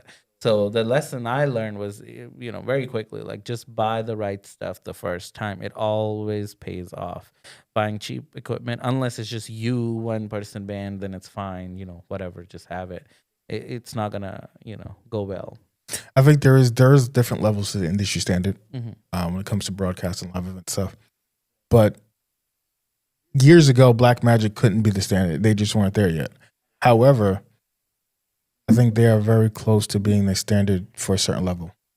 And so the way everything operates is pretty much close to industry standard to an extent, Yeah. depending on the item. The switches, they're very close. Mm-hmm. The cameras, on the other hand, depends on which one you're talking about, aren't there yet. Yeah. Like the broadcast Ursa G2s, form factor, pretty standard to an extent. Their workflow, to an extent. Color-wise, controlling that remotely, less standard, but still doable. Yeah, especially if you're using their switchers. So, Right. Yeah, Less standard, as you know, from your experience, but still close enough that a professional can use it because it's all there. Yeah. And see, this is why I stay away from, obviously I'm not trying to be in live as like you are. Exactly. I don't go into those higher end events because that's not the space I'm in. Personally, for me, I'm in that corporate commercial space, and I've live streamed tons and tons of conferences and events, and Blackmagic gear has served me so well. It paid itself long, hundreds of times over. So at that point, so I love Blackmagic except for that, but I do completely get it. Now I wouldn't take my live streaming kit to personally to ESPN and be like, yeah, let me host your boxing tournament or whatever. But you, on the other hand, obviously are building a setup that can definitely do like at least medium sized events, right? That's what you're getting to. Yeah. So the form factor of that camera platform is pretty similar to standard broadcast setups. Even down to the fiber solutions, it's pretty much the same. And so I think that's the closest we're going to get for the price point. And these days, not as many people are caring about the camera platform you're using, but just providing the service. And so that's where I want to live. And like I said, a lot of that equipment is becoming standard for a lot of things, like music festivals and stuff like that. There's tons of music festivals that you watch all the time that are using that camera. Yeah, that's true. I've done some music festivals. So funny enough, what is the price point they're trying to hit? Is there a number? I mean, like, hey, this price point, this gear is good, or anything beyond this, not so much. Like, what is the price point so people can know if that's something they want to pursue? How much money is there? In terms of what I'm going after or how much I'm charging? No, what are you going after? Like, what will this van or whatever the system that you'll be able to, this medium size live streaming setup, be able to get? I mean, what is the price range? I mean, you can give us a range. I think I'm not necessarily building the system to have a limit. There's no limit. I'm building. So what's the minimum? I'm building the system that is available next day. Okay. There's in this world, everyone rents everything anyway. Like I haven't done a corporate show where half the stuff isn't rented from a different company anyway. So there's not a limit. You can get whatever you need to get. Yeah. But on hand next day, 2-hour notice, building a very good system. Okay. If that makes sense. No, it does. So give us, that's what I'm saying. Like, sure, I call you 2 hours later, I have a music festival. What is the kind of range people can expect to learn? So, because the people I'm thinking who are listening to this are either into it, maybe beginner, or they're thinking about getting into it. I just want them to know, because I can talk all day about life, like my level of production, but I'm not trying to do sports. What is the money that they can make? Is it worth it? Is the point I'm trying to get? What do you expect to be able to charge? I'm expecting to let's say a large size concert for music festivals specifically where I'm targeting. I think I'm expecting to begin on the $15,000 range. That's pretty good. $15,000 one music festival. Is it you're saying per day or the whole festival? I think it's the scope of work. Okay. I think as a company, I want it to be 15 walking away with, and that's after expenses. Oh. That's after expenses for crew. Oh, so it's going to be more. So Right. so 15 is your profit. So that means what? It's going to be what, 30, 40 grand at least the top number, right? And that's minimum, cheap. yeah. And that's cheap. Yeah, that's on the lower end. That's on the lower end. Yeah, so that's pretty good money though. If Yeah. somebody's thinking about it, that you can, do a music festival on a lower end, charge maybe client 40 grand, walk away with 15 grand. That's pretty good profit range. Yeah. Yeah. And I think, just being around the space, operating, knowing the crew sizes that I'm working with, like, hey, I show up to a gig and I'm one out of 5 operators for a camera. And that doesn't even take into account everyone else behind the cameras. All the stage hands, knowing what I'm charging per day for my rate, and knowing everyone else is probably very similar in the ballpark. You just do the math. Yeah, exactly. Which another thing thank you for bringing this up, because so many people, again, I'm all like, don't invest in the equipment because people want to start a video and they go, what camera can I buy? And that's what all these YouTubers are peddling. And I'm like, no, you don't need anything, because guess what? As long as you know, obviously you're skilled, you can go be an AV camera operator, and usually you don't even need to bring any equipment, right? They provide everything. You just have to go operate it. And what kind of day rates can people expect? There's been some crying online about different numbers. Okay, give us an average. What's an average day rate? Between 450 650. That's pretty good day rate. Look, zero investment, making 450 to 650. I mean, that's not bad, especially if you're new. Just hang out with somebody like you, learn a little skill. Obviously, you need to know what you're doing. But once you get there, that's pretty good day rate. I mean, zero investment. I mean, can't beat it, right? Yeah. And usually it's not one day. Usually how many days is average? Usually it's 3, 4, 5 days, give or take. Pretty good. 3 to 5 days. You're walking away with a few $1,000s, and most of it is profit now, minus obviously taxes and everything, but not bad. Most of it's in your pocket. Exactly. There's no expenses like gas, and but that's like any job. What I'm saying is, like, there's none. You had to invest this right off, this equipment, this camera, this SD card. Now this battery. There are people who have their preferences on certain things, like chairs, for instance.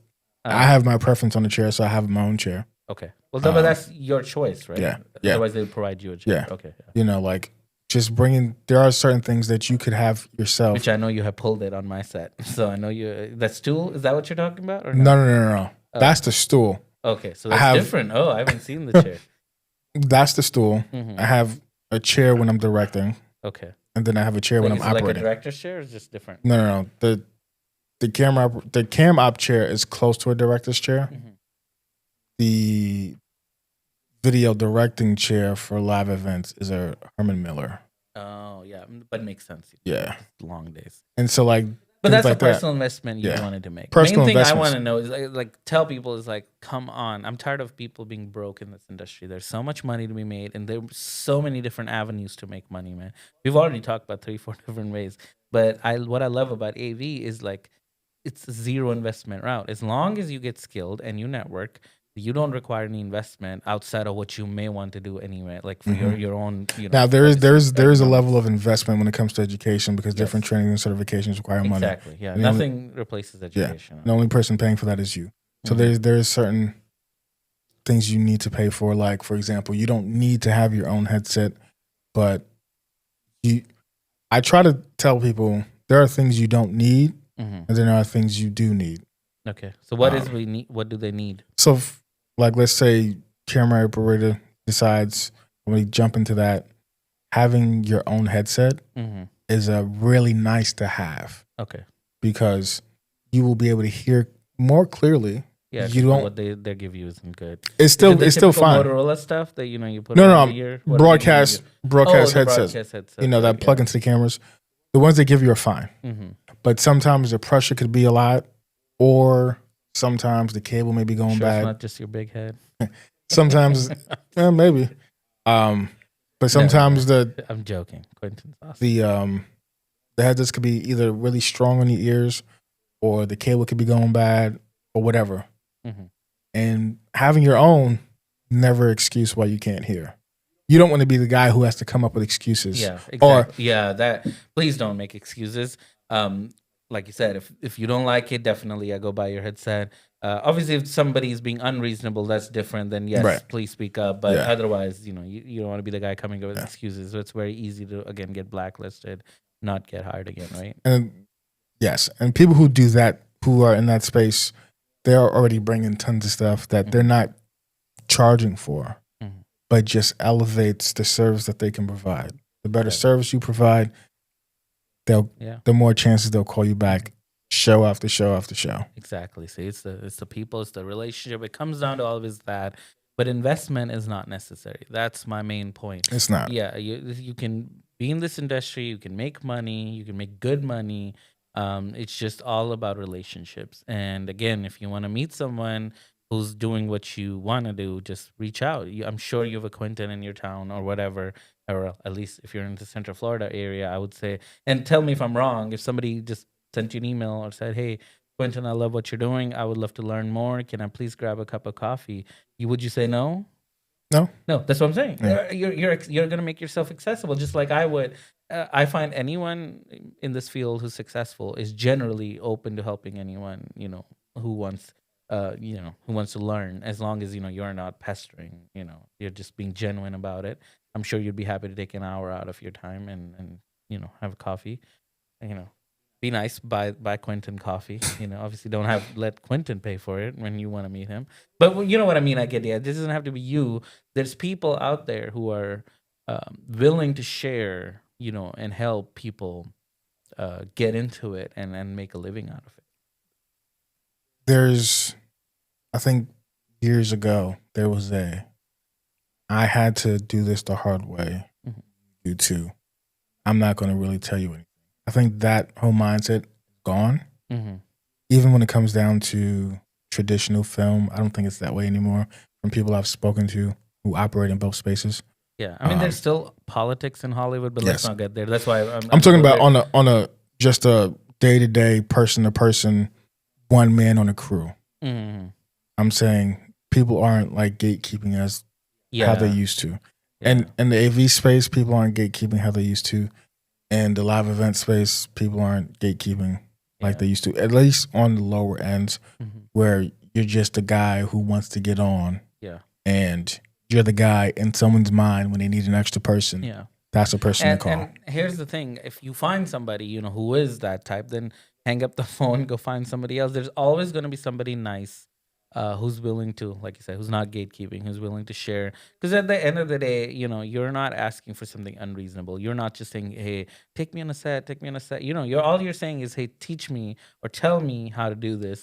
Obviously, the effort lies on the Mhm. person. They have to still go learn and whatever, or move their way up. But what I'm trying to say is I'm pretty sure you and other people like you would be happy to, share your knowledge at least, and not gatekeep and be like, no, no, no, I'm not telling you. I don't think that exists. Yeah. And if it does exist, it's nowadays at least there's a limited amount of people, and those people are out of the way anyway because it's they're Yeah. dinosaurs. That's not how it works now. You said taking on set. Now I think what some people don't understand is there's practical and there's impractical. Mhm.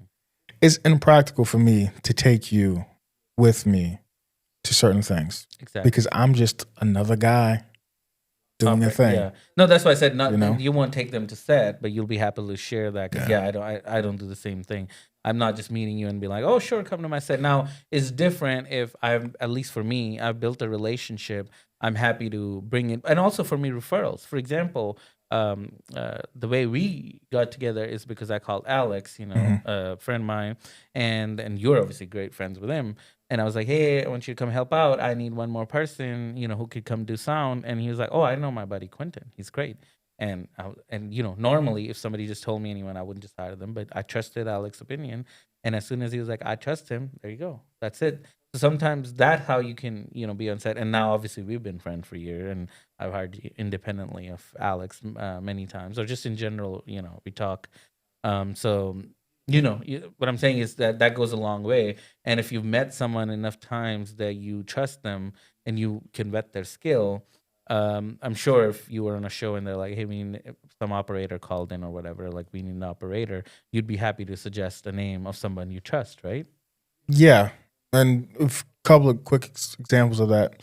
So Alex was on the show, um, wherever it was, don't remember the hotel, but he was, he was switching the show, and they were like, "Hey, our camera operator didn't show up. We need a camera operator." He calls me, puts me on the phone with the guy in charge, and I'll be honest, there are certain times of the year where you're busy enough where it's like, Psh, I don't even want to do this. Yeah.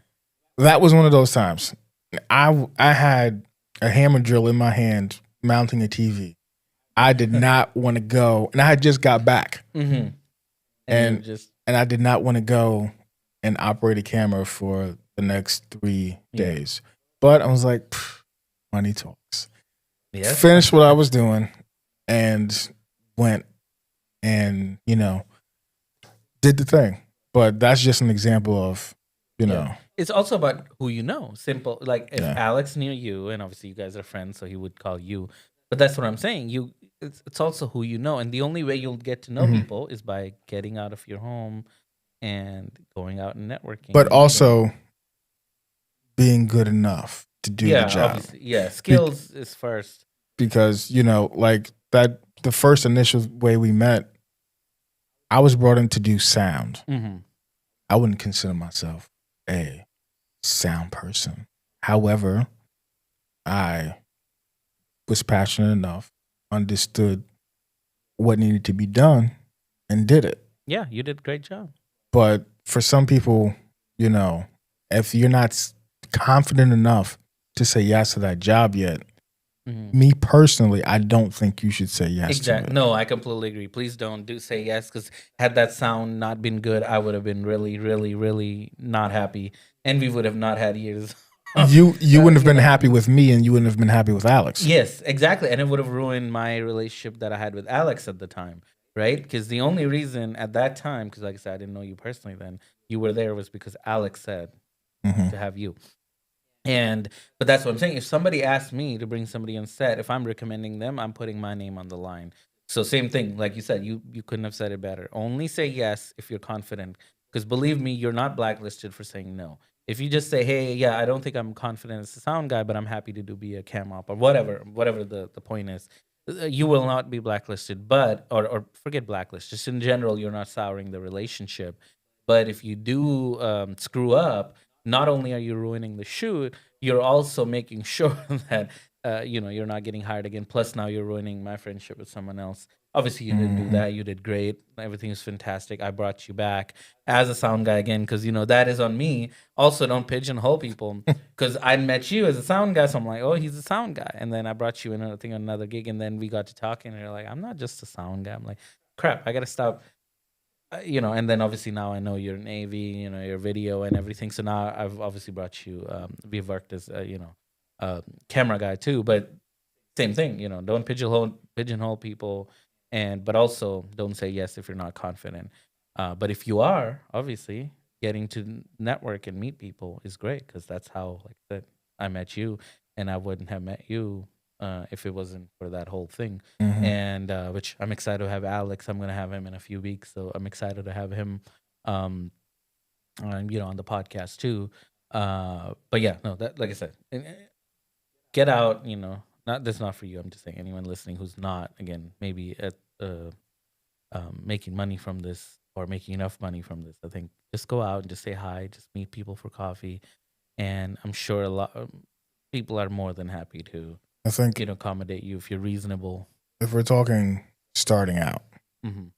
like I've done video work part time at the beginning, and so I could remember driving the truck I was driving for the company I was working for, driving through Manhattan, well, driving through New York in general. Like, you have this idea of where you want to be, in however amount of time that you have, 5, 10 years, whatever. But I remember, like, man, if only, because you're driving past productions that are shooting, you're driving past even production related vehicles. Mm-hmm. Yeah, that's a lot in New York. You're driving past, trailers You're driving past production trucks. You're driving past a set. You're driving past picture vehicles actually being filmed on. And it's just like, if only. And I think at that point, even watching YouTube at the same time while driving and watching YouTube, whatever. Oh my goodness, don't do that. But even like just driving and watching people and driving past the things happening at the same time is just like crap. I wish. And it was only because of the constant going for it that you get there. You know? Yeah, no, I'm with you. Not to sound preachy, but exactly. You know, for years I was like, oh, I'd rather be doing video. But, you know, it's like, oh, this is just passion, right? This is not, you know, this isn't full time, whatever, you know, just like that. Especially being Indian, you know, doctor, engineer, you're just a failure. This is how at least I was raised up. So I'm just like, but I don't want to do that. You know, this is what I want to do. And anyway, taking that leap of faith was the hardest thing. But like you said, actually doing it is so incredible. I think the best thing you can do is actually just do it. You know, not to be confused with quitting tomorrow and going for it. I mean, why not? Because people got bills to pay. Okay, yeah, obviously don't do that if you got. But I mean, Yeah, developing a plan to make it happen and making it happen in a certain reasonable amount of time, and not saying I'm going to make it happen for the next 10 years and don't make it happen. No, absolutely. Yeah, no, very, very well said, Quintin. Yeah, I don't want anyone to not be able to pay their bills, not just listen to this and go like, oh, these people are making 6 figures, 7 figures, whatever they're making. I want to do that too, so I quit my job. You want to be able to obviously pay bills. This works great if you're, you know, already a student living with your parents or whatever. Then, you know, you can do that. But if you're not, then same thing I was saying earlier, then go meet the people who are in the industry. Obviously get to a stage where it automatically becomes independent, because, you know, once you've been on enough gigs and you're already pulling in enough revenue that you can pay your bills, it'll be a lot easier to obviously quit your full-time job. No, thank you for saying that. Yeah, I don't mean that. Please don't quit your job. I've stopped looking at how other people are running their race because no one else is in my specific position, you know? So I try not to be envious of other people and go, I wish anymore, because I recognize I'm running my race. Yeah.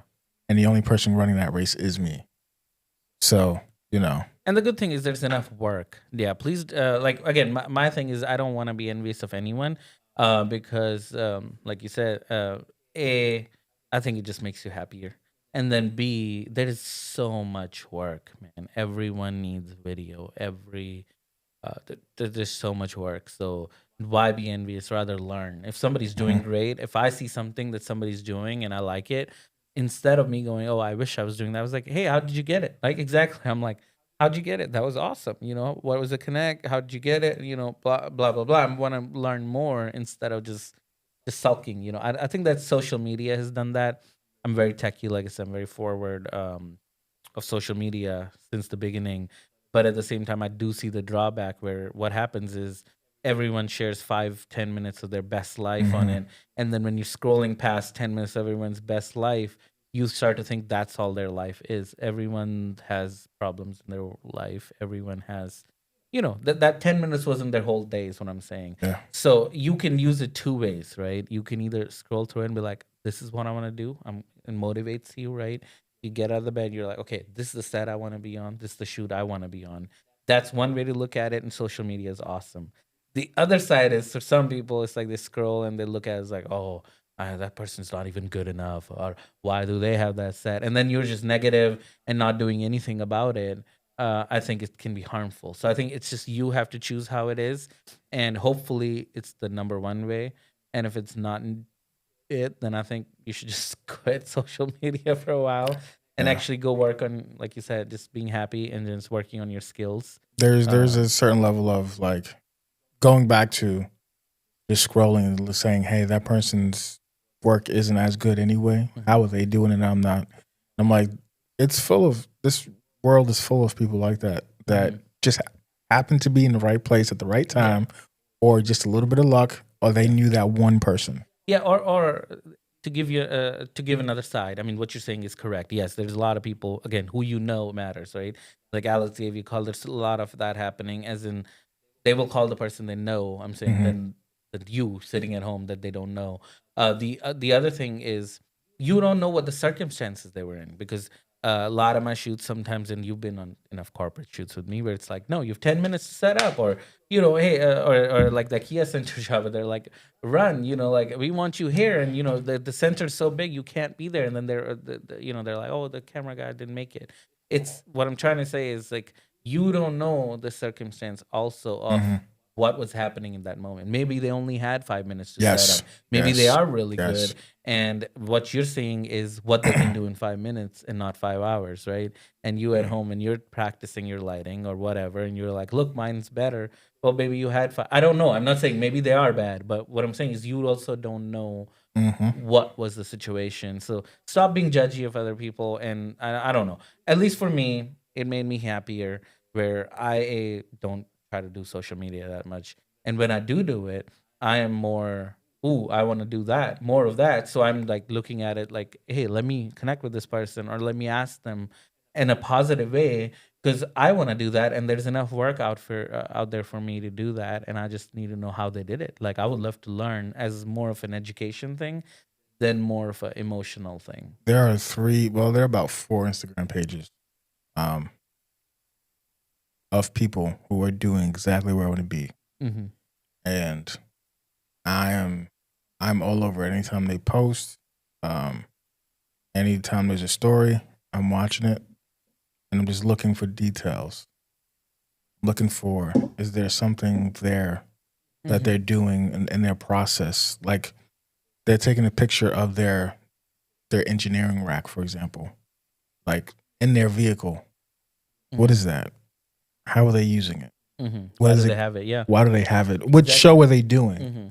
Mm-hmm. So there's a couple of guys like that who have big companies in different countries. I recognize they're in other countries like Brazil and Mexico and place in Europe. But there are a few different companies that are doing that stuff, and I'm all over their Instagrams. And I'm like, okay, what are you using? You're using the same stuff I'm using. Okay, how are you using it differently? Yeah. So there's a couple channels like that. There's a couple guys that I followed. I'm like, okay, I want to be doing this also, Mm-hmm. just in a different way. How are they doing? So that's how I use social Yeah, media and that's these very days. good. I Yeah. did the same thing when I was building my, grip and production man. I was all over the YouTube. There's a YouTube, not YouTube, Facebook group, and all other places. And like you said, you're zooming in. You're like, why do they have it? Why is it? What's the use case for it? And making that's good. That's the best way of using. I think social media is, and I'm pretty sure those people, most likely don't have any issue with it because that's how we grow. We learn from each other and find efficiencies and ways to make our work better, right? At the end of the day, you're building these racks or whatever to make your job easier. You don't have the stuff just to have it, right? Mm-hmm. And if somebody else can help you get there or make you do at least get there better and faster, why wouldn't you? And again, and I'm pretty sure most people are happy to, again, like you said, share that education. But social media is so amazing; you can get a lot of times for free, and you can get it quickly because I love YouTube because sometimes I have this oddly specific question, but in a normal world you'd be like, I'm the only one having this problem, but you never know. And Mm-hmm. there's usually some video with not that many views of somebody had that issue and they've resolved Yes. it, and that can save you hours of time because I can just put the solution in, move on. And so YouTube is great for that, but obviously there's a negative side to it. There's so much noise. If you just type a broad question, there's hundreds of videos coming up, and a lot of people are not even experts. They're just making the videos so they can make a living off of YouTube. Mm-hmm. That you have to be very careful of because then now that education isn't actually valid because those people business isn't what they're talking about is to actually be on YouTube. So there's a balance to it, I think. And again, it comes out to the personal approach, right? You have to use social media however it works best for you. At the end of the day, I just want more people in the industry. I want more people to make a healthy living from it and find success because I think it's very easy. You just have to do it the right way and you have to do it positively. Then, For, buy these bunch of these courses and somehow go, why isn't it working for me? I know a few different people who have bought courses and like, man, I'm just still not understanding all of it. And I'm like, well, no. Exactly. I'm not saying all courses are bad. Obviously, education, like you said yourself, education is some of the best thing, for the world, for you, for your personal growth. But I'm saying there's so much noise, right? Some of these courses are just there to make money. Like the person who's selling you the course, their entire business It's model is to sell you the course. it's funny you say Yeah, that. because Yeah. it's one thing that an industry expert goes, "Hey, I'm the best plumber ever. Um, I want to teach you how to be a plumber, but then when I'm done with this course, like, sure, it's a side business, which is okay for people to make money. I'm back to being a plumber, right? Building, new chains of plumbing or whatever. That's great. Learn from that guy because he's in the trenches building, a plumbing business. But now here comes the guy. He's like, hey, I'm a plumbing expert. And you learned they just did it for 6 months and they quit. Now they're an influencer in plumbing, but they actually don't know anything. They don't know how to business scales, what the real problems are when you're at that scale or whatever. I'm just saying. And then you're going to follow that. Usually you won't find success because what they're talking about is not relevant to the real problems you have in the field. And I think that's a lot with video. It especially sprouted, I think, the last few years because the industry sprouted. So many new courses popped up, and that's It's just terrible. I was watching someone's podcast the other day, and he's a video professional. I try not to classify people as DP, cinematographer, whatever, because those things don't seem to be as separate anymore. Everyone's bringing them all together.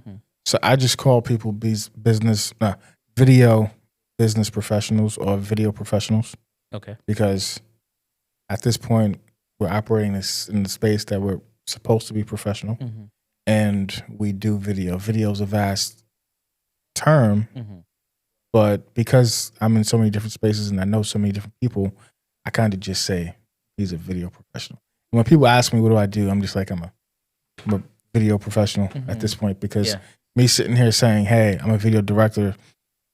Yes, I am, and I do that, but I try to do so many other things also because I have so many different interests. Yeah, so directing, an event with a couple 100,000 people in Nigeria 1 week, and then designing a system for someone else the next week. It's so funny. You just glossed over hundreds of thousands of people. Yeah, That's crazy. That's a large event. Yes, but I try to tell people don't think about that because the job itself is the same, just how you're doing it may scale. Learning the fundamentals of one thing will always work. Just you may have to do it at a larger scale. And the only analogy I can ever think of for that is like an audio console. Like you have the channel strip. And it's like once you learn how to use the effects and the EQ of that one channel, you know how to use the entire board. For me, it's the same thing with all the video. Once you learn the specifics of this one thing, it's just about scaling it. Yeah. And so, yes, that event, whatever, but doing that 1 week and then designing a system for someone else the next week. That's very good said, but and I'm the guy who's like, but also the challenges though on a 300 to 400,000 person event would be far greater than a small shoot. Yes. At most you're like you've little equipment, then oh maybe the HDMI broke or whatever, I don't know, but that's a small issue versus that the issues they probably encounter are on a bigger scale, and the only way you can learn those is by being on shoots that size, right? Yes, I think yes to that, but still don't let that take you out of reality and just focusing on your thing. Get your fundamentals right, because that environment, your job is only your job anyway. Yeah, true. So trying to think too large into other people's roles isn't going to help anything anyway, unless you have a perspective to help to show. Or you're trying to be the guy who's in charge. Yes. So it depends on the role you're trying to get into, but absolutely. No, you hit it the nail on the head there, like that. Get your fundamentals right. You'd be amazed how many people I meet, again, who are like, you don't know like of video production and they want to run a video production company, it's possible as long as you hire professionals and you're a good sales Mhm. guy. But if you're trying to also do the creative part of it and it's not working out, it may not be, it may just be because you didn't try to get your fundamentals right.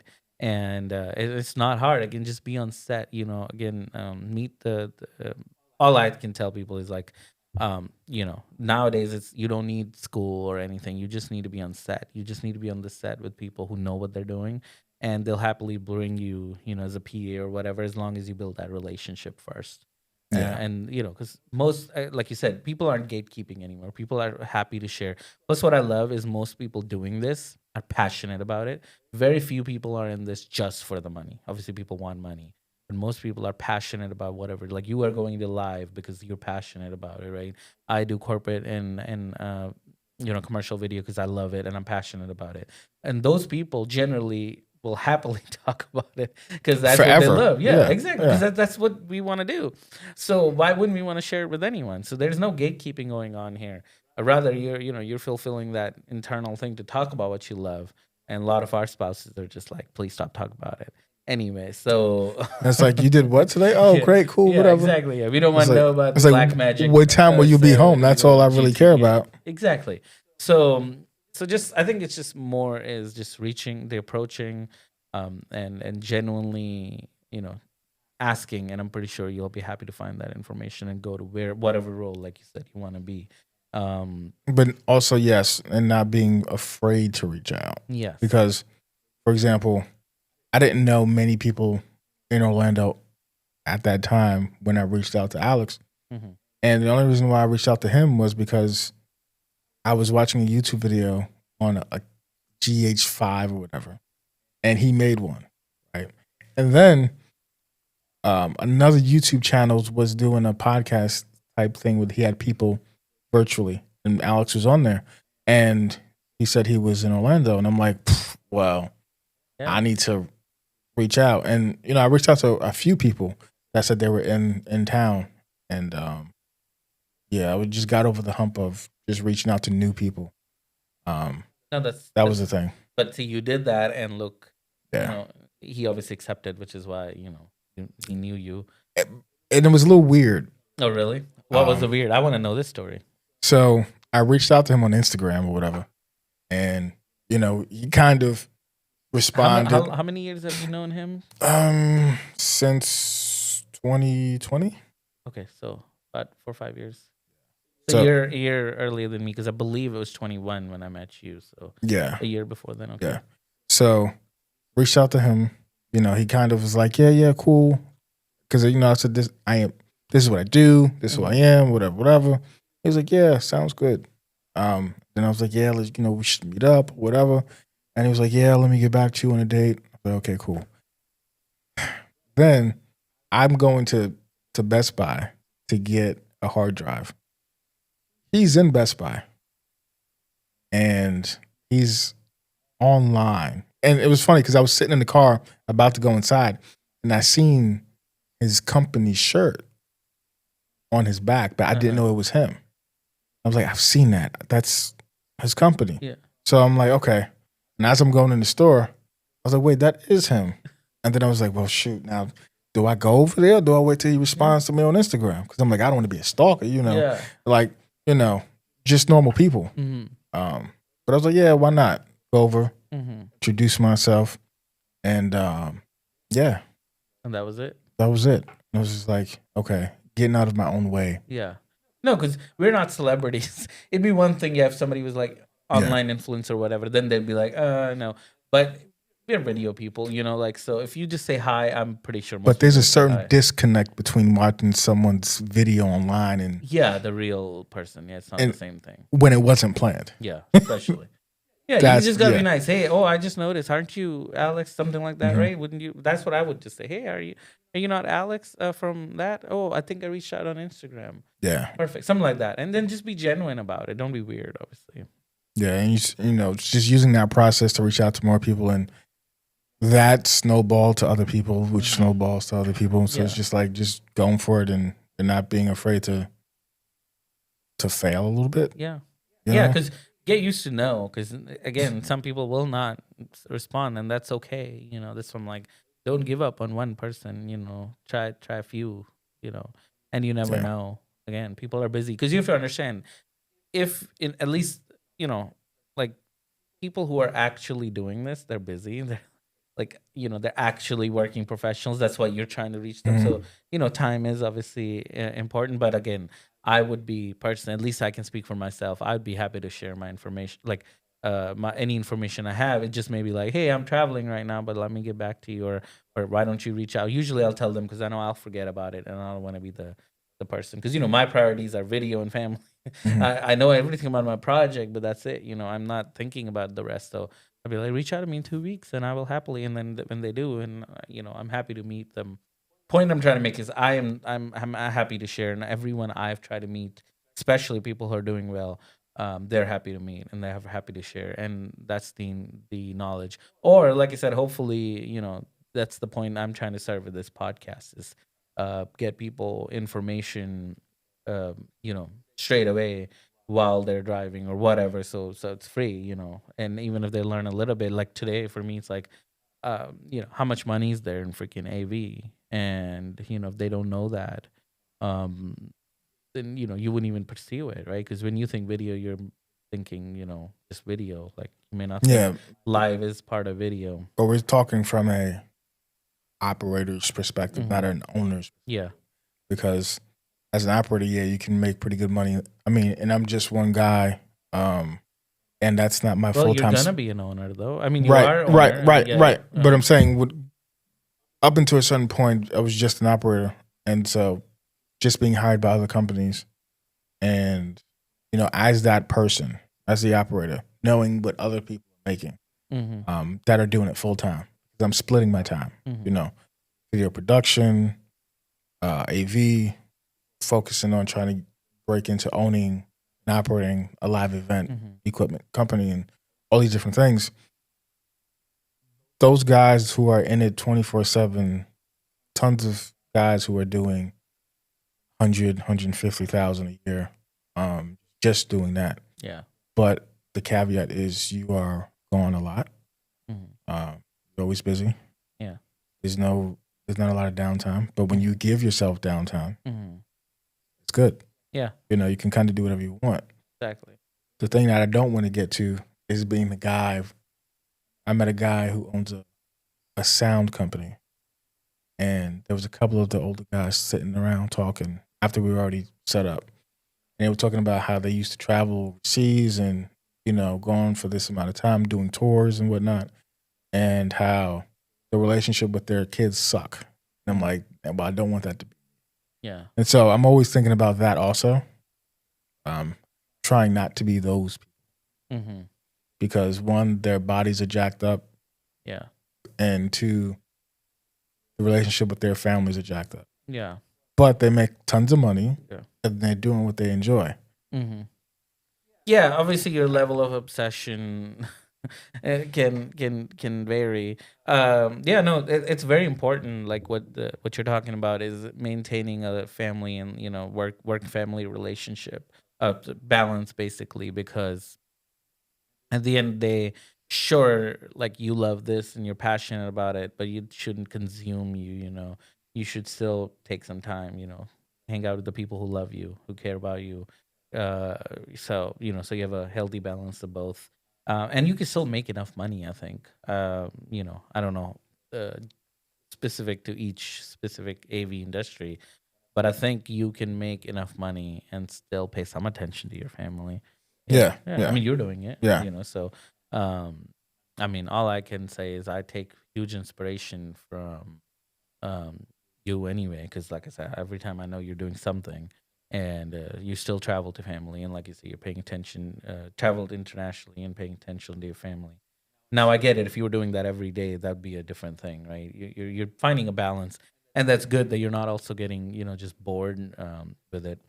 But no, man, this has been incredible. Thanks for, like I said, taking time out of your time and like from your busy schedule and all this feature and the things that you're building now and coming and talking to me.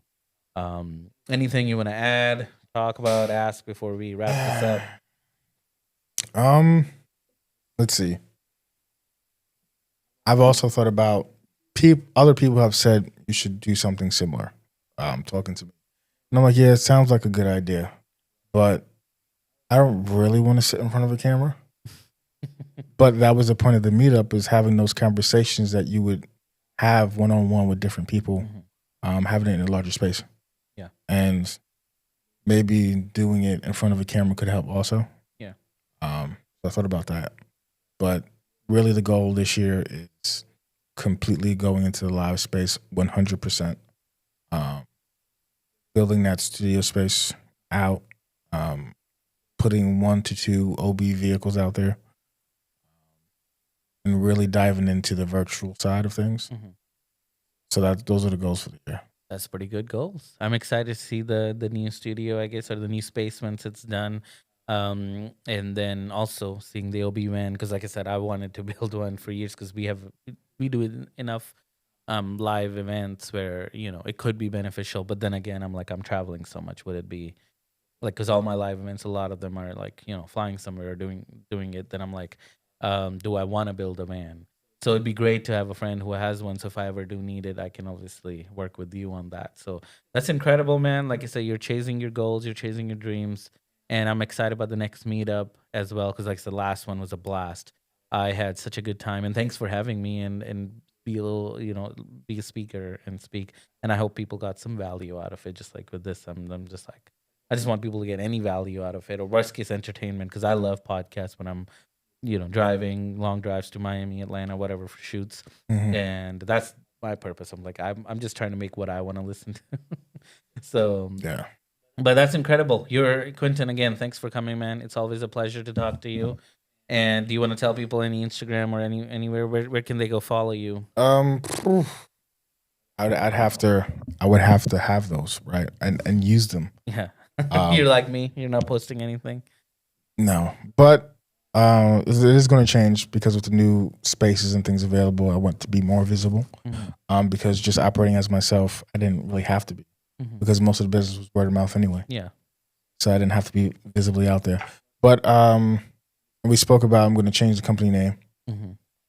So at the moment, it's Sanders Media Production Group, which is a mouthful. Yeah. But I have decided it's going to be Delta Live Media. And that's going to be everywhere. Okay. And I think we're still working on a studio name for the space. But I guess once you have all this, let me know, and we can put it in the description. Yeah. And people can click on it, because I would want people to follow you, and especially if they have anything about live, they can reach out. But appreciate you again, man. Thank you for coming. It's been a pleasure, and you're welcome back anytime, of course. Thanks.